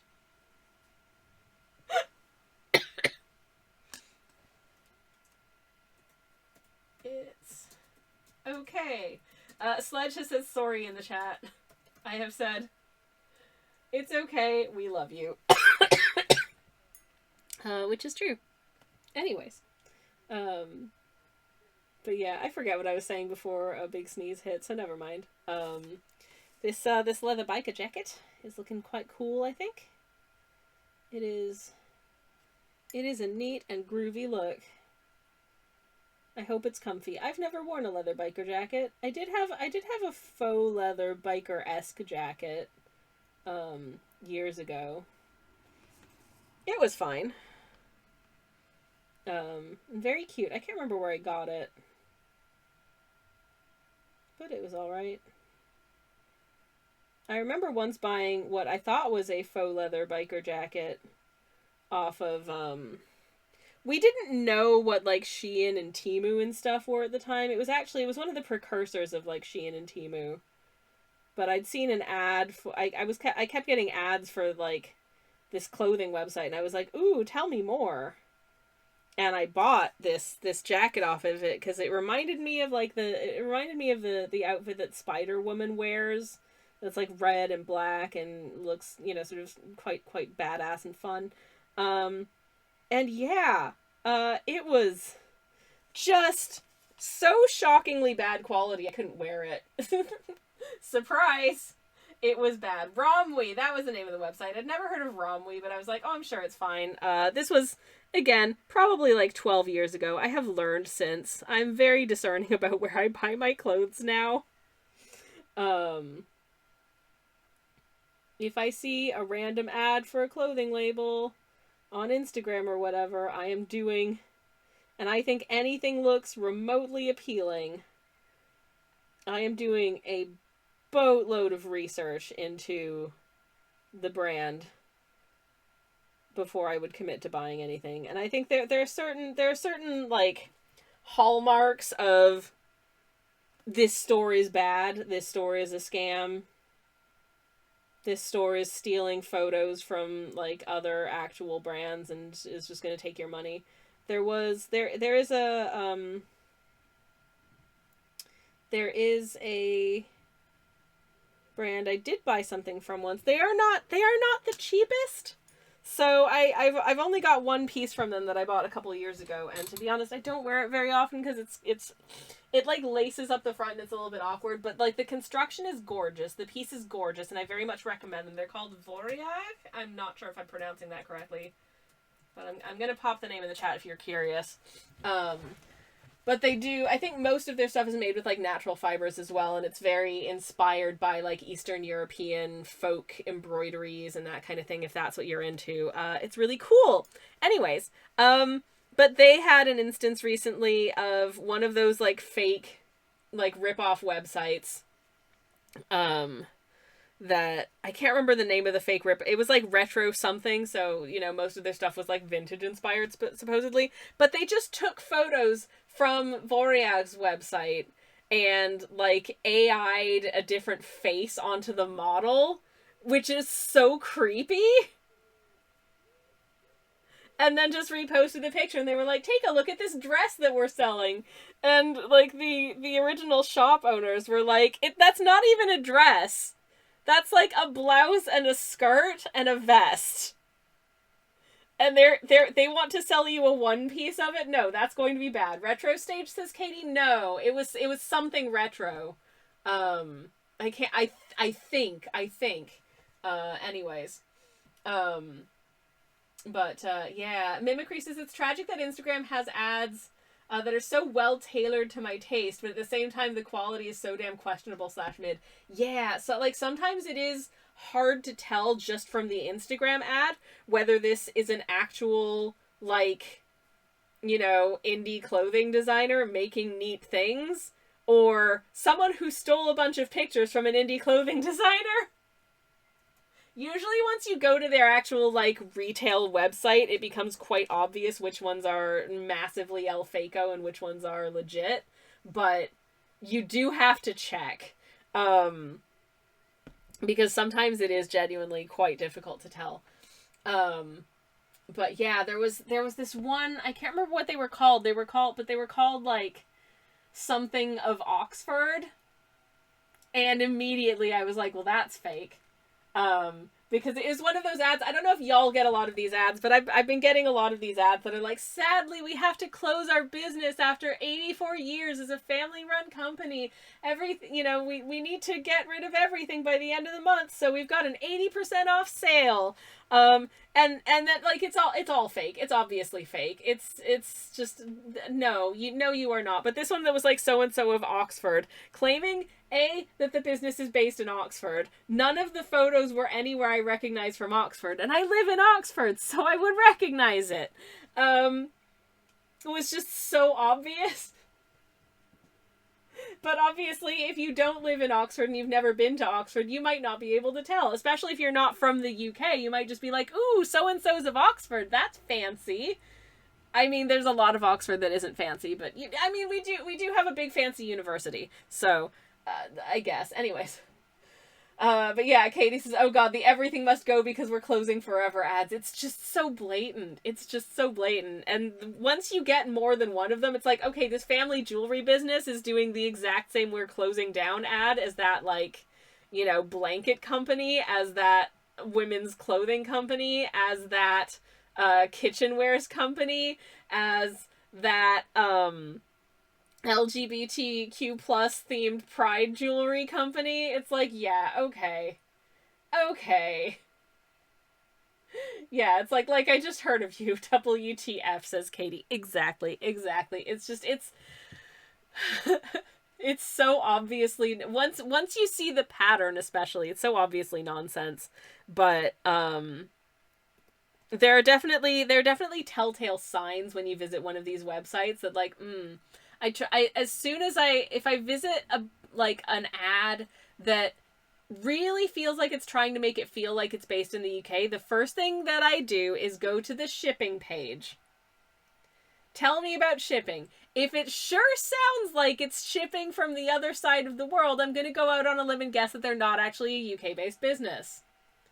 Like, easy, you know? If everything's all countdowns and the prices are like weird amounts, I'm gonna guess that you're not legit. Anyways, I do the shipping page trick as well, says Mimicry. It really helps filter out a lot of things. But we're about to have an ad, and I don't want you to miss anything, so I'm gonna pop on the ad screen for a few minutes again, and I'll come back and we'll probably talk more about scam ads on Instagram. BRB, everybody! Hi, I'm back. Hello. Hello, hello. It's lovely to see you again. But yeah, we were talking about ordering stuff from websites that turn out to be like scams or just like crap products, you know. Like there was a rash of adverts for a while that were clearly just drop shipping of like low quality products, if you ever receive the product at all. And it's all just a horrible scam, grift, nastiness. Just people who are like, I can make tons of money, and I do not care.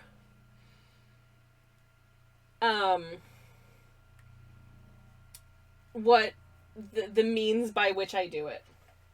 You know, nastiness.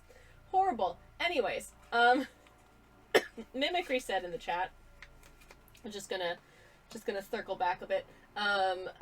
They said, some Chinese manufacturers offer things that are so damn polyester. It's the most polyester. More polyester than was thought humanly possible. It's like 100% polyester, and then more somehow. Oh man, those cheap polyester fabrics are so nasty. And as I said in the chat during the BRB, but I will repeat it here for anyone who can't see chat, that I genuinely think that it is reprehensible as a company, as a person, to sell a piece of clothing that is so bad quality that you know that it is effectively disposable. That it will be worn once or potentially not at all. You know, like those situations where you get, I remember years ago there was a whole spate of, I think it was Shein, of like people buying dresses for like, you know, formal events and weddings and stuff because the photos look beautiful. You see this stunning gown and then you get it and it's made out of like the cheapest, nastiest, like squeaky polyester, and the shape is all wrong and it's very cheaply, poorly constructed. It doesn't fit nicely. And you end up not wanting to wear it. And you probably don't end up wearing it because it sucks. And the people creating these garments, the people designing these garments and then getting garment workers to sew these garments. I don't blame the garment workers sewing the garments. They're just trying to squeak out a living. Probably for not a very good salary to boot. You know, they are selling this stuff they know is so low quality that it's probably going to be worn once or maybe never and just become landfill. And you should, if you do something like this, you should feel bad about yourself. You should feel very bad about yourself as a person if that's the choice you decide to make, and you know, with what you do with your life, right? You know, these days I am very choosy about where I choose to buy things from. I can afford to be a little bit choosy, though actually buying enough fabric to make a shirt from, say, you know, like linen is actually less expensive than buying the same shirt from like Uniqlo. And Uniqlo's not a super expensive shop. So I consider that if I spent like £30 on the linen it takes to sew a shirt, I consider that a worthwhile investment because I know that the linen is going to last a really long time. It's going to be very well constructed. It's going to be something that it's going to last, that doesn't create environmental waste, yada yada yada, you know. And I realize not everyone can afford to make the same choices that I do, which makes it feel even more imperative to me that I do make these choices because I can. But yeah, anyways, point being.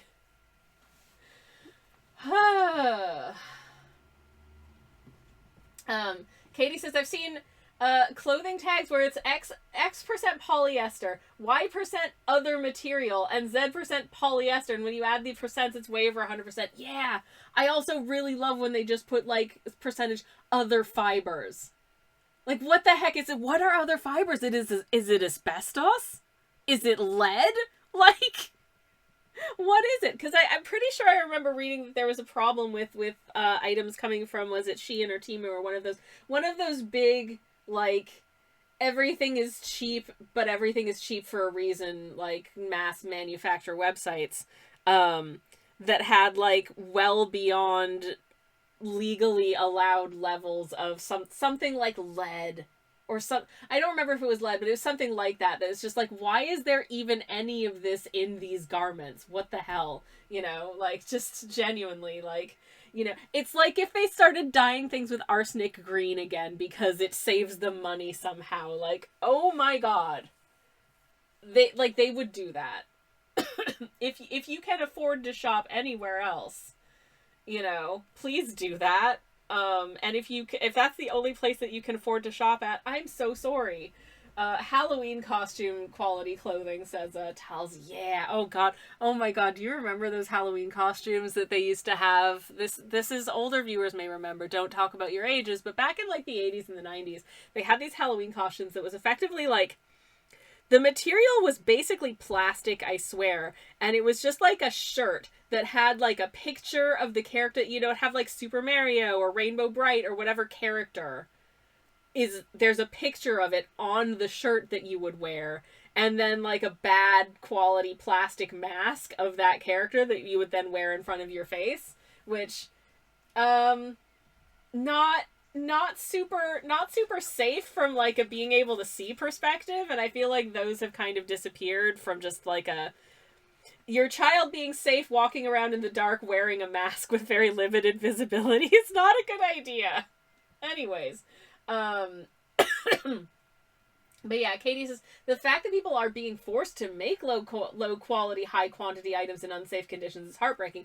I wholeheartedly agree. My god, if I had the ability to affect any change around this kind of thing besides what I personally am able to choose to do, I would love to do that. I am posting a video to my YouTube channel hopefully in like a month or hopefully about a month. That is a progress diary of me hand sewing a shirt. So it's not a tutorial, but you can kind of learn how to make a shirt if you follow along with me, and don't make the mistakes I do in the process, because spoilers, I make some mistakes, but that's okay. Get that dietary fiber any way you can, even in your clothes, says Tals. Please don't eat your clothes. It's not good for your digestive system. Even if they're made out of bamboo, which is edible. Please don't eat your bamboo socks. Please just buy bamboo shoots from your local Asian grocery and enjoy them stir-fried in garlic sauce. Oh man, that sounds good. No, I want bamboo shoots now. Anyways, that's actually something I was thinking about. I'm going to be in Canada in a couple of weeks, going back to Canada to see my family who live in Canada. And one of the things that I was thinking about was that my moderator / spouse has never had specifically Canadian Chinese food. And as we know, immigrant cuisines change depending on what country they have emigrated to. So, like, British Chinese food does not equal Canadian Chinese food, does not equal American Chinese food. And I just thought it would be fun to go have a succulent Chinese meal in Canada and compare and contrast. I was looking at, like, what are the best Chinese restaurants in, like, Toronto, but unfortunately all the best Chinese restaurants in Toronto, to be perfectly honest, are, like, outside, are, like, you know, sort of on the periphery of the greater Toronto area in places like Scarborough and, like, Markham, and that's gonna be hard for us to get to. Anyways. Katie says, kids' toys coming in with radioactive materials or toxic paints. Oh my god, yeah, seriously, terrifying. Terrifying. Do you know, if you hand something to like a 2-year-old, if you had something to like a small child, you know what? There's a very good chance they're gonna do. They're gonna try to they're gonna eat it, or not eat it, but at least they're gonna get their mouth on it at some point. And you want to know that there isn't like lead in the paint that is being used on your child's toys. You would really like that, you know.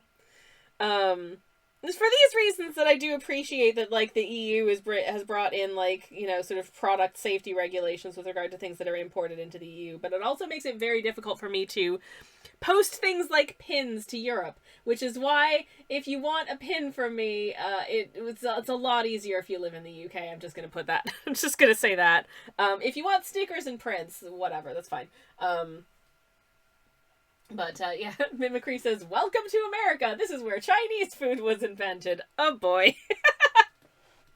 To be fair, it is where orange chicken was invented, and I think, what else? There's definitely, there is a lot of, because it's one of the things that I noticed traveling through America, the times that I've traveled through America, and also having moved to the UK, just the Chinese food is different, you know?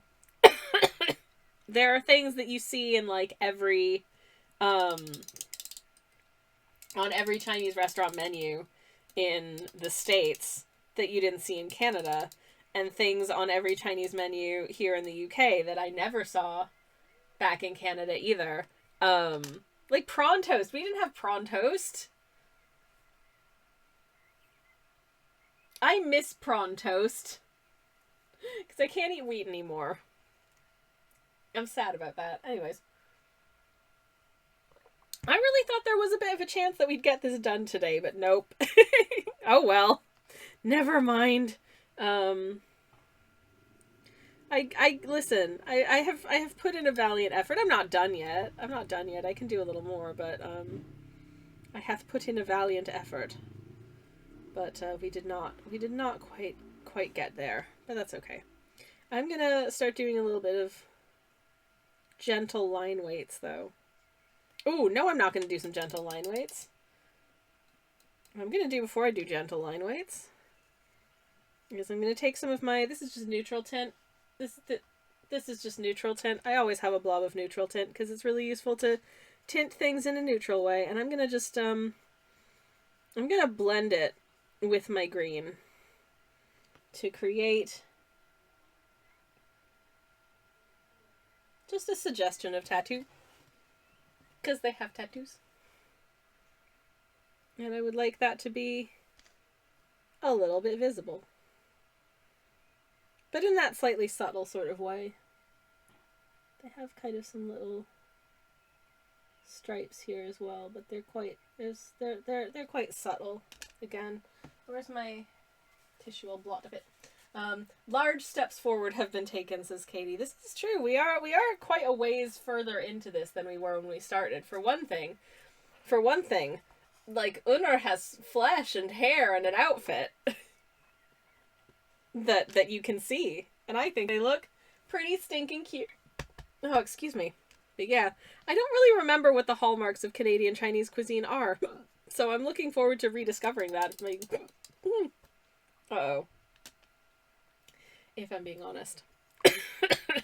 Anyways, I goofed today. I had rice noodles for lunch, thinking that I was going to be making potatoes for dinner tonight, and no, we're having pasta. So I had noodles and then pasta. Oops. I mean, these were... Okay, so I can't have wheat, which means that one of my favorite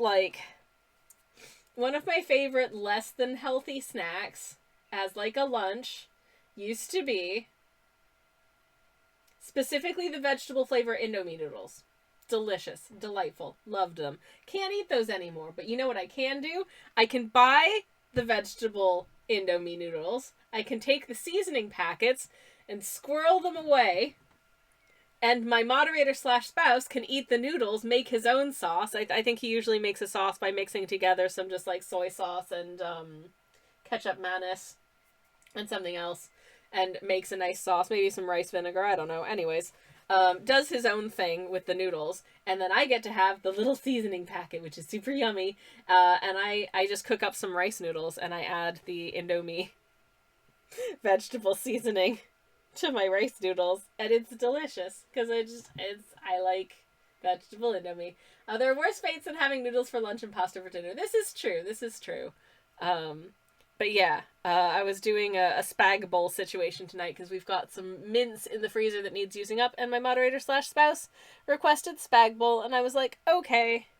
So I'm making. If we have spaghetti, anyways, it'll be spag bowl. If we don't have spaghetti, it'll be lentil pasta bowl, which also sounds pretty dang good to me. I love lentil pasta. I love that it exists. It's texturally and flavorally a little different to regular pasta, but in a way that I personally enjoy. Additionally, because it's made out of lentils, it has a little more nutrition than the standard like gluten-free pasta, which is just made from like corn and rice starch. What was I saying? Oh yeah, it's become annoyingly hard to find in our neighborhood though, because they used to have it at like our local big supermarket, and it looks like the supermarket have stopped making it, which is tragic. Frankly, freaking tragic as far as I'm concerned, because it was so good. But at least, there are other supermarkets that do make it, so we are still able to get it. It just means having to think strategically about either when we order groceries online. Because when we go, oh man, I am really struggling to make a straight line go straight. I don't know what happened there. It just went like, so this is a very wiggly post. Hopefully that's fine. I also noticed that, as always, in every painting, as a fun little Easter egg, I like to leave a certain section of the painting unpainted, for you to discover later on as a treat. No, I just always manage to forget to paint something in, and I just noticed that this little section right next to owner's jawline was missing the color orange, so I have corrected it. Yay! That's better. But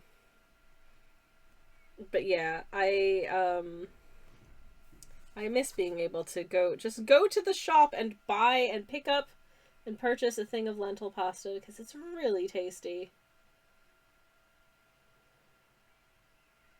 So good. If lentil pasta is available in your locality, I suggest giving it a go. I will say the wheat thing is mildly annoying, in as much as some of my favorite restaurants are pasta restaurants. Not really much point in my going to Padella in London anymore.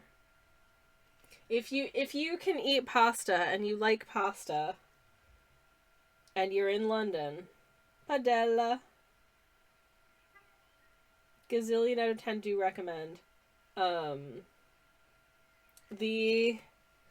I've never been to the one. There's 2 locations that I'm aware of, unless they've opened new ones since then.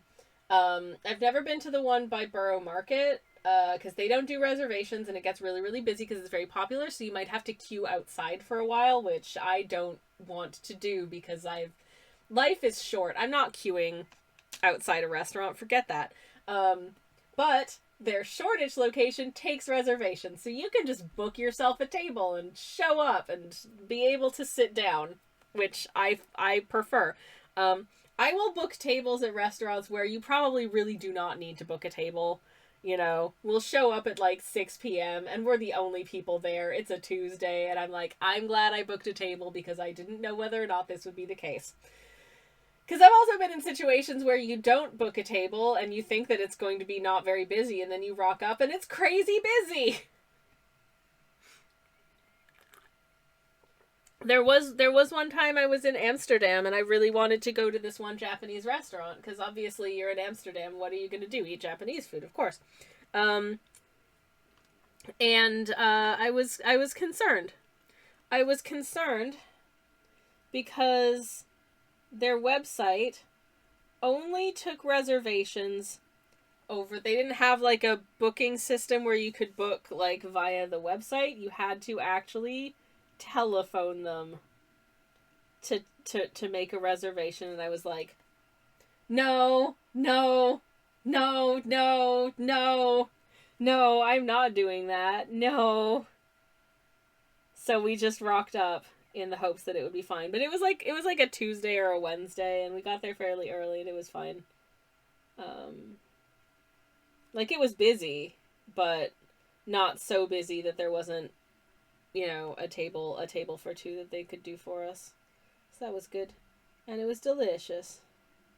And I ate largely the same thing that I always get at Japanese restaurants. Agedashi tofu, kappamaki, inari sushi. All of like the cheap stuff. Tamago nigiri sushi. Yum yum yum. Anyways, I love Japanese food. Anyways, you know what I've been craving actually is taco rice. One of my very favorite Japanese foods of them all. If you have never had taco rice, I recommend it. It is a pretty easy meal to make yourself. I do make it at home semi-regularly. And, yeah. What is taco rice, asks Cece?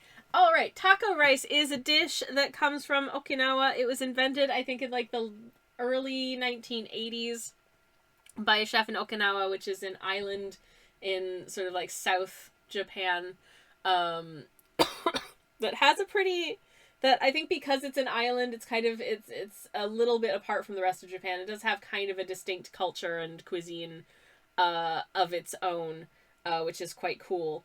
But taco rice starts with like, a bowl of rice, and then taco meat. So usually it's ground beef, but I use like vegetarian ground beef, corn mince in my case, because that's what's available here, and we like it. That is seasoned with taco type seasonings. I just use a packet of taco seasoning that you can get from the supermarket, because that's easy, and it is exactly the seasoning that I like. Yes, the ex-US naval base, says Cece. Yeah, exactly. So I think a part of the inception of taco rice was the influence of Americans who were posted there, and their families, of like taco-y stuff. And so this chef decided to fuse it with Japanese cuisine and make it into like a rice bowl experience. So you've got your taco meat, you've got your bed of rice, and then usually like some shredded lettuce, some cheese, some tomatoes. It's so good. It's so good. It's so good. We really like it. It's such an easy meal, and obviously, you can put whatever. If you want to put like hot peppers or like spicy salsas or anything like that on it, you can. I don't, but that's just me, because I don't want to get heartburn. Anyways, Q2 says, "Hey Sammy, did you know that Tiles is an absolute cutie patootie?" I did. If you did not know, now you do. Okay, bye. Thank you, Q2s. I agree. Q2s is also just asked me to hydrate and do a posture check. So I'm going to take a little sip of my beverage. Thank you very much. That's mint tea. And I'm going to do a big stretch. Ow! Oh, I'm lengthening my spine as best as I can, but it's a struggle. Oof. Oof. Okay. Wizard. Anyways, there is, if my favorite source for like Japanese recipes online is, I think it's Just One Cookbook.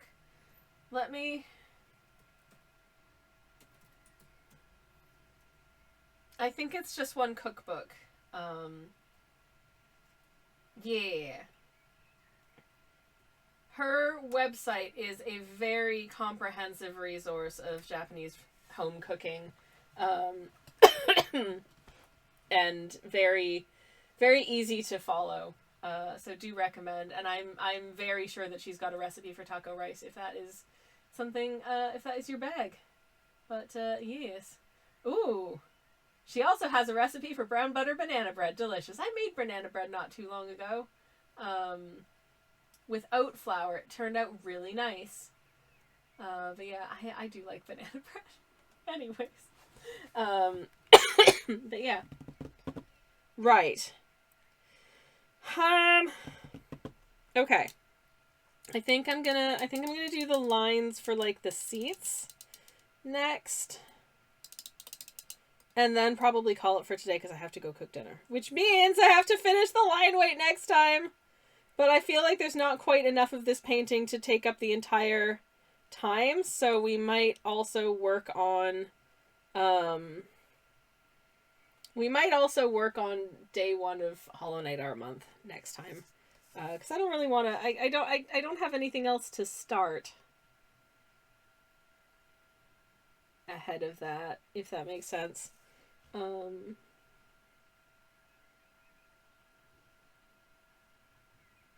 Because obviously my art streams for the month of May are going to be occupied by Hollow Knight Art Month. Surprise! At least the days that I'm actually going to be able to be here doing it. I am looking forward to those, though. Hollow Knight Art Month incoming, sisters! Hell yeah. Am I nervous? Yes. Do I feel reasonably prepared? Also yes. Hold. Let me quickly let y'all have a look at the prompt list for this if you should feel so inclined. I apologize that you have to see my Instagram briefly because that's how the thing is set up. That's fine. Hello. Anyways, that over in the top left is a colored bush robin. I need to paint some more robins. I will do that soon. Anyways, this is the Hollow Knight Art Month prompt list. Doop-a-doop-a-doop-doop-doop. So there's a lot of words there. So obviously the first one is Hornet. Here are the ones that are on days that I stream. So I will be streaming for Mr. Mushroom Day. And then Bellheart, I think. Or Vessel, maybe it's... I don't remember. Anyways. And then I'm gonna not be in the country for, Mount Fade Divine, Scar Zotling, Sands of Karak, Relic Seeker, Memory, Bretta, Garment and Zaza, Surface Memento, Snail Shaman, Weave Nest, Shellwood, or Mask Maker. So... I'm having to pre-do all of those because I want to do all of them. Also, Silk Eater, the 25th, that's my birthday! That's my birthday. I don't know how I'm gonna make Silk Eater into, like, a festive celebrating my birthday art, but I'm gonna gosh dang try, because that's my birthday, and it's also a day that I stream. So that'll be my birthday stream, I guess. Yay! Anyways, but yeah, if any of those words inspire you, I hope that you might consider participating. There's lots of information at that website, which I will put in the chat again. Also, you can follow it on socials. I'm sure the socials are linked on the website as well, and feel free to give the prompt list a boost on social so people find out about it. I know that Kirsty, who organizes the event, was saying recently that last year there were quite a few people only finding out about the event, like, as the event was ending, and would have otherwise participated. So if you do have any kind of a platform and you feel like boosting the announcement, I'm sure some artists would very appreciate knowing that it was happening and getting involved. Silk Eater could just be a person running face first into a cobweb, says Mimicry. You're not wrong. That's very funny. That's also horrifying. A cobweb touched my arm as I was taking the garbage out yesterday. Because there's the area where the bins are where I live is terrifying. It's like a shed full of bins, you know. And the spiders do love to congregate in there, and you know what? Good for them. I would rather they congregate there than inside my house, admittedly, but with that being said, I'm scared of spiders and I don't like when cobwebs touch me. Okay? It freaks me out a lot. Anyways. But maybe I'm just baby, I don't know. Anywho.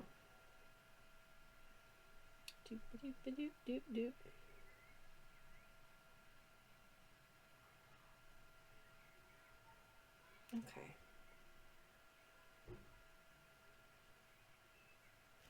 Yay! Yeah, I don't know. I still haven't fully mapped out what I'm going to do for all of these prompts. There are some prompts, if it's just like a character's name, I've done in past years where I just do like a portrait of that character, which makes it nice and easy. But sometimes I do get quite conceptual with these things, a la, this one got away from me a little bit concept-wise, in as much as I didn't know what to do for divine, so I just went on the hollowknight.wiki and looked up the word divine and looked at the various pages that the word divine appears in, and this character references divine music at one point, so I was like, yeah, okay, you're going to a record shop. That was the inspiration for that. Real silly. But I think, unfortunately, my brand is whimsy, so things have to get a little bit stupid and a little alternative universe in my pieces. Otherwise, the people will be disappointed. So yeah, I'm trying. Anyways, on the upside, spiders don't see you as a pantry item, says Katie. I am very grateful. I am very grateful for that. Oh, biddle boy, am I ever. Oh, geez. That's terrifying.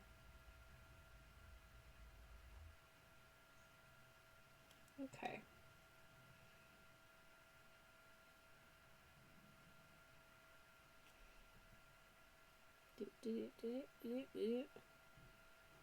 If this isn't a perfectly straight line, oh well.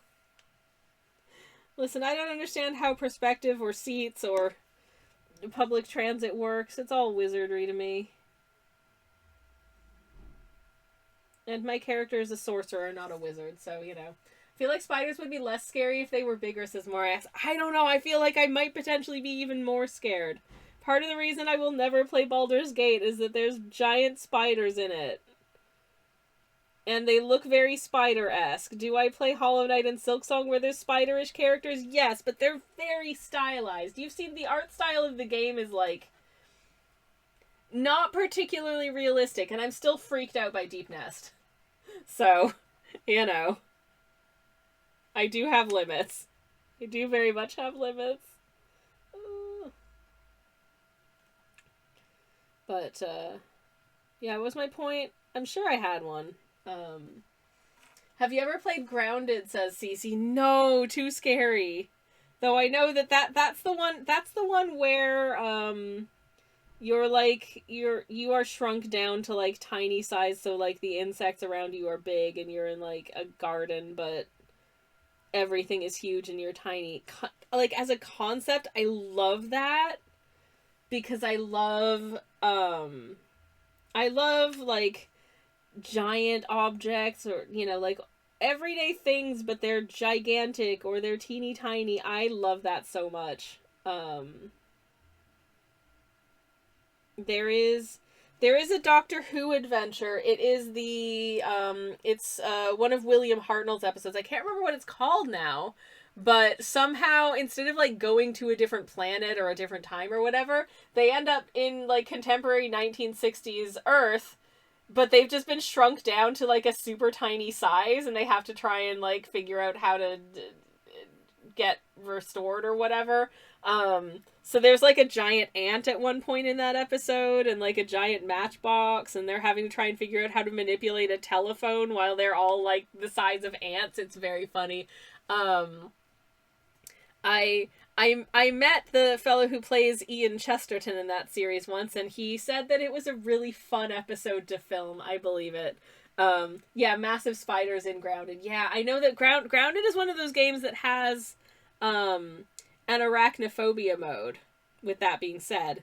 and it just kind of, but it just kind of turns the spider characters into like featureless orbs, which I also find kind of creepy. So like I'm not sure if I do think that would be better, but it also feels kind of game breaking because they're just weird. On the other hand, there's also, is it Satisfactory that has spiders, but if you turn on arachnophobia mode, it just turns the spiders into like cat JPEGs. I find that incredibly funny. I do find that very funny. The game is worth a play though, says Cece. Yeah, I genuinely think it looks really really good, but I don't know if I'd be able to get past the spider thing. I think that's Satisfactory. Yes, it tells. Yeah. Planet of Giants. Thank you, Moriax. I can't believe I forgot the name of Planet of Giants. Not the only giant bugs in that era. I do love me some Zarby. Ah, the Web Planet. Okay, like for real, the Web Planet is one of my favorite episodes of or like stories, I guess, of Doctor Who, because in that time period, the programs were serialized, so like a story would run over the course of like 4 to 6 episodes typically. Um, I really like the Web Planet. I feel like it's kind of it's a divisive episode because I think some people just found it kind of like weird. Um, but I really like the um there's a real theatricalness to it, you know what I mean? It feels like Doctor Who does the insect play in some ways. And I enjoyed that a lot. I just think it's neat, you know. Um but it's they land on this planet where the people are like human-sized insect people. So there's like sort of bee people and these giant things, and they got wings, and the costume design is so cool though. The costume design is so cool. It looks like a piece of avant-garde theater. Um and I love it for that. I think because it has a very theatrical feel to it, I think some people feel like um might not like it as much because it has quite a theatrical feel, but that I find it more interesting in that way. I just think what they did was really such interesting artistic choices in that story, and I really enjoyed it. So there. It's insanely ambitious for the time period, says Moriax. Yes, I just love it so much. It is so good. It's so cool. It's so cool. And anyone who disagrees with me is allowed to do so, and I am allowed to think that their assessment is worse. Anyway. So I finished doing the outlines for the seats at least. So I'm gonna call it there for today. It looks extremely incomplete right now. I'm gonna call it for today and finish the line weight next time, because this little creature has got to go make pasta, and I'm it's getting on a bit, and I also don't want us to run into another ad break. So I'm gonna call it for today. I'm gonna thank you all for hanging out with me today. It's been a fun time chatting with you all. It's been really nice, and I hope that your day is good. I hope that your week is good. I'll be back at some point in the near future. Thursday probably, because that's the next day that I stream. Anyways, I'm gonna see if there's somebody that I can do a little oh, beans! I can do a little raid on. So I'm gonna attempt to do that. Let's see how we get on. Please don't be just about to finish. Ooh, yeah, okay. Anyways, I saw a pair of hands flipping through a Calvin and Hobbes book, so we're gonna go do a raid. But if you're not familiar with Carson, Carson is awesome. So let's go say hello to him. Pop some raid messages in there. If you have the emotes, feel free to grab the raid message with the emotes. If you don't, you can just say generic raid message, or append any cool emotes that you do have. It's all good. I'll be back on Thursday. And I would like to thank you all in the meantime for hanging out with me today. I've had a really nice time. Yeah, I think that's about it. So thank you all for watching. I'll be back Thursday. Good night, and good luck.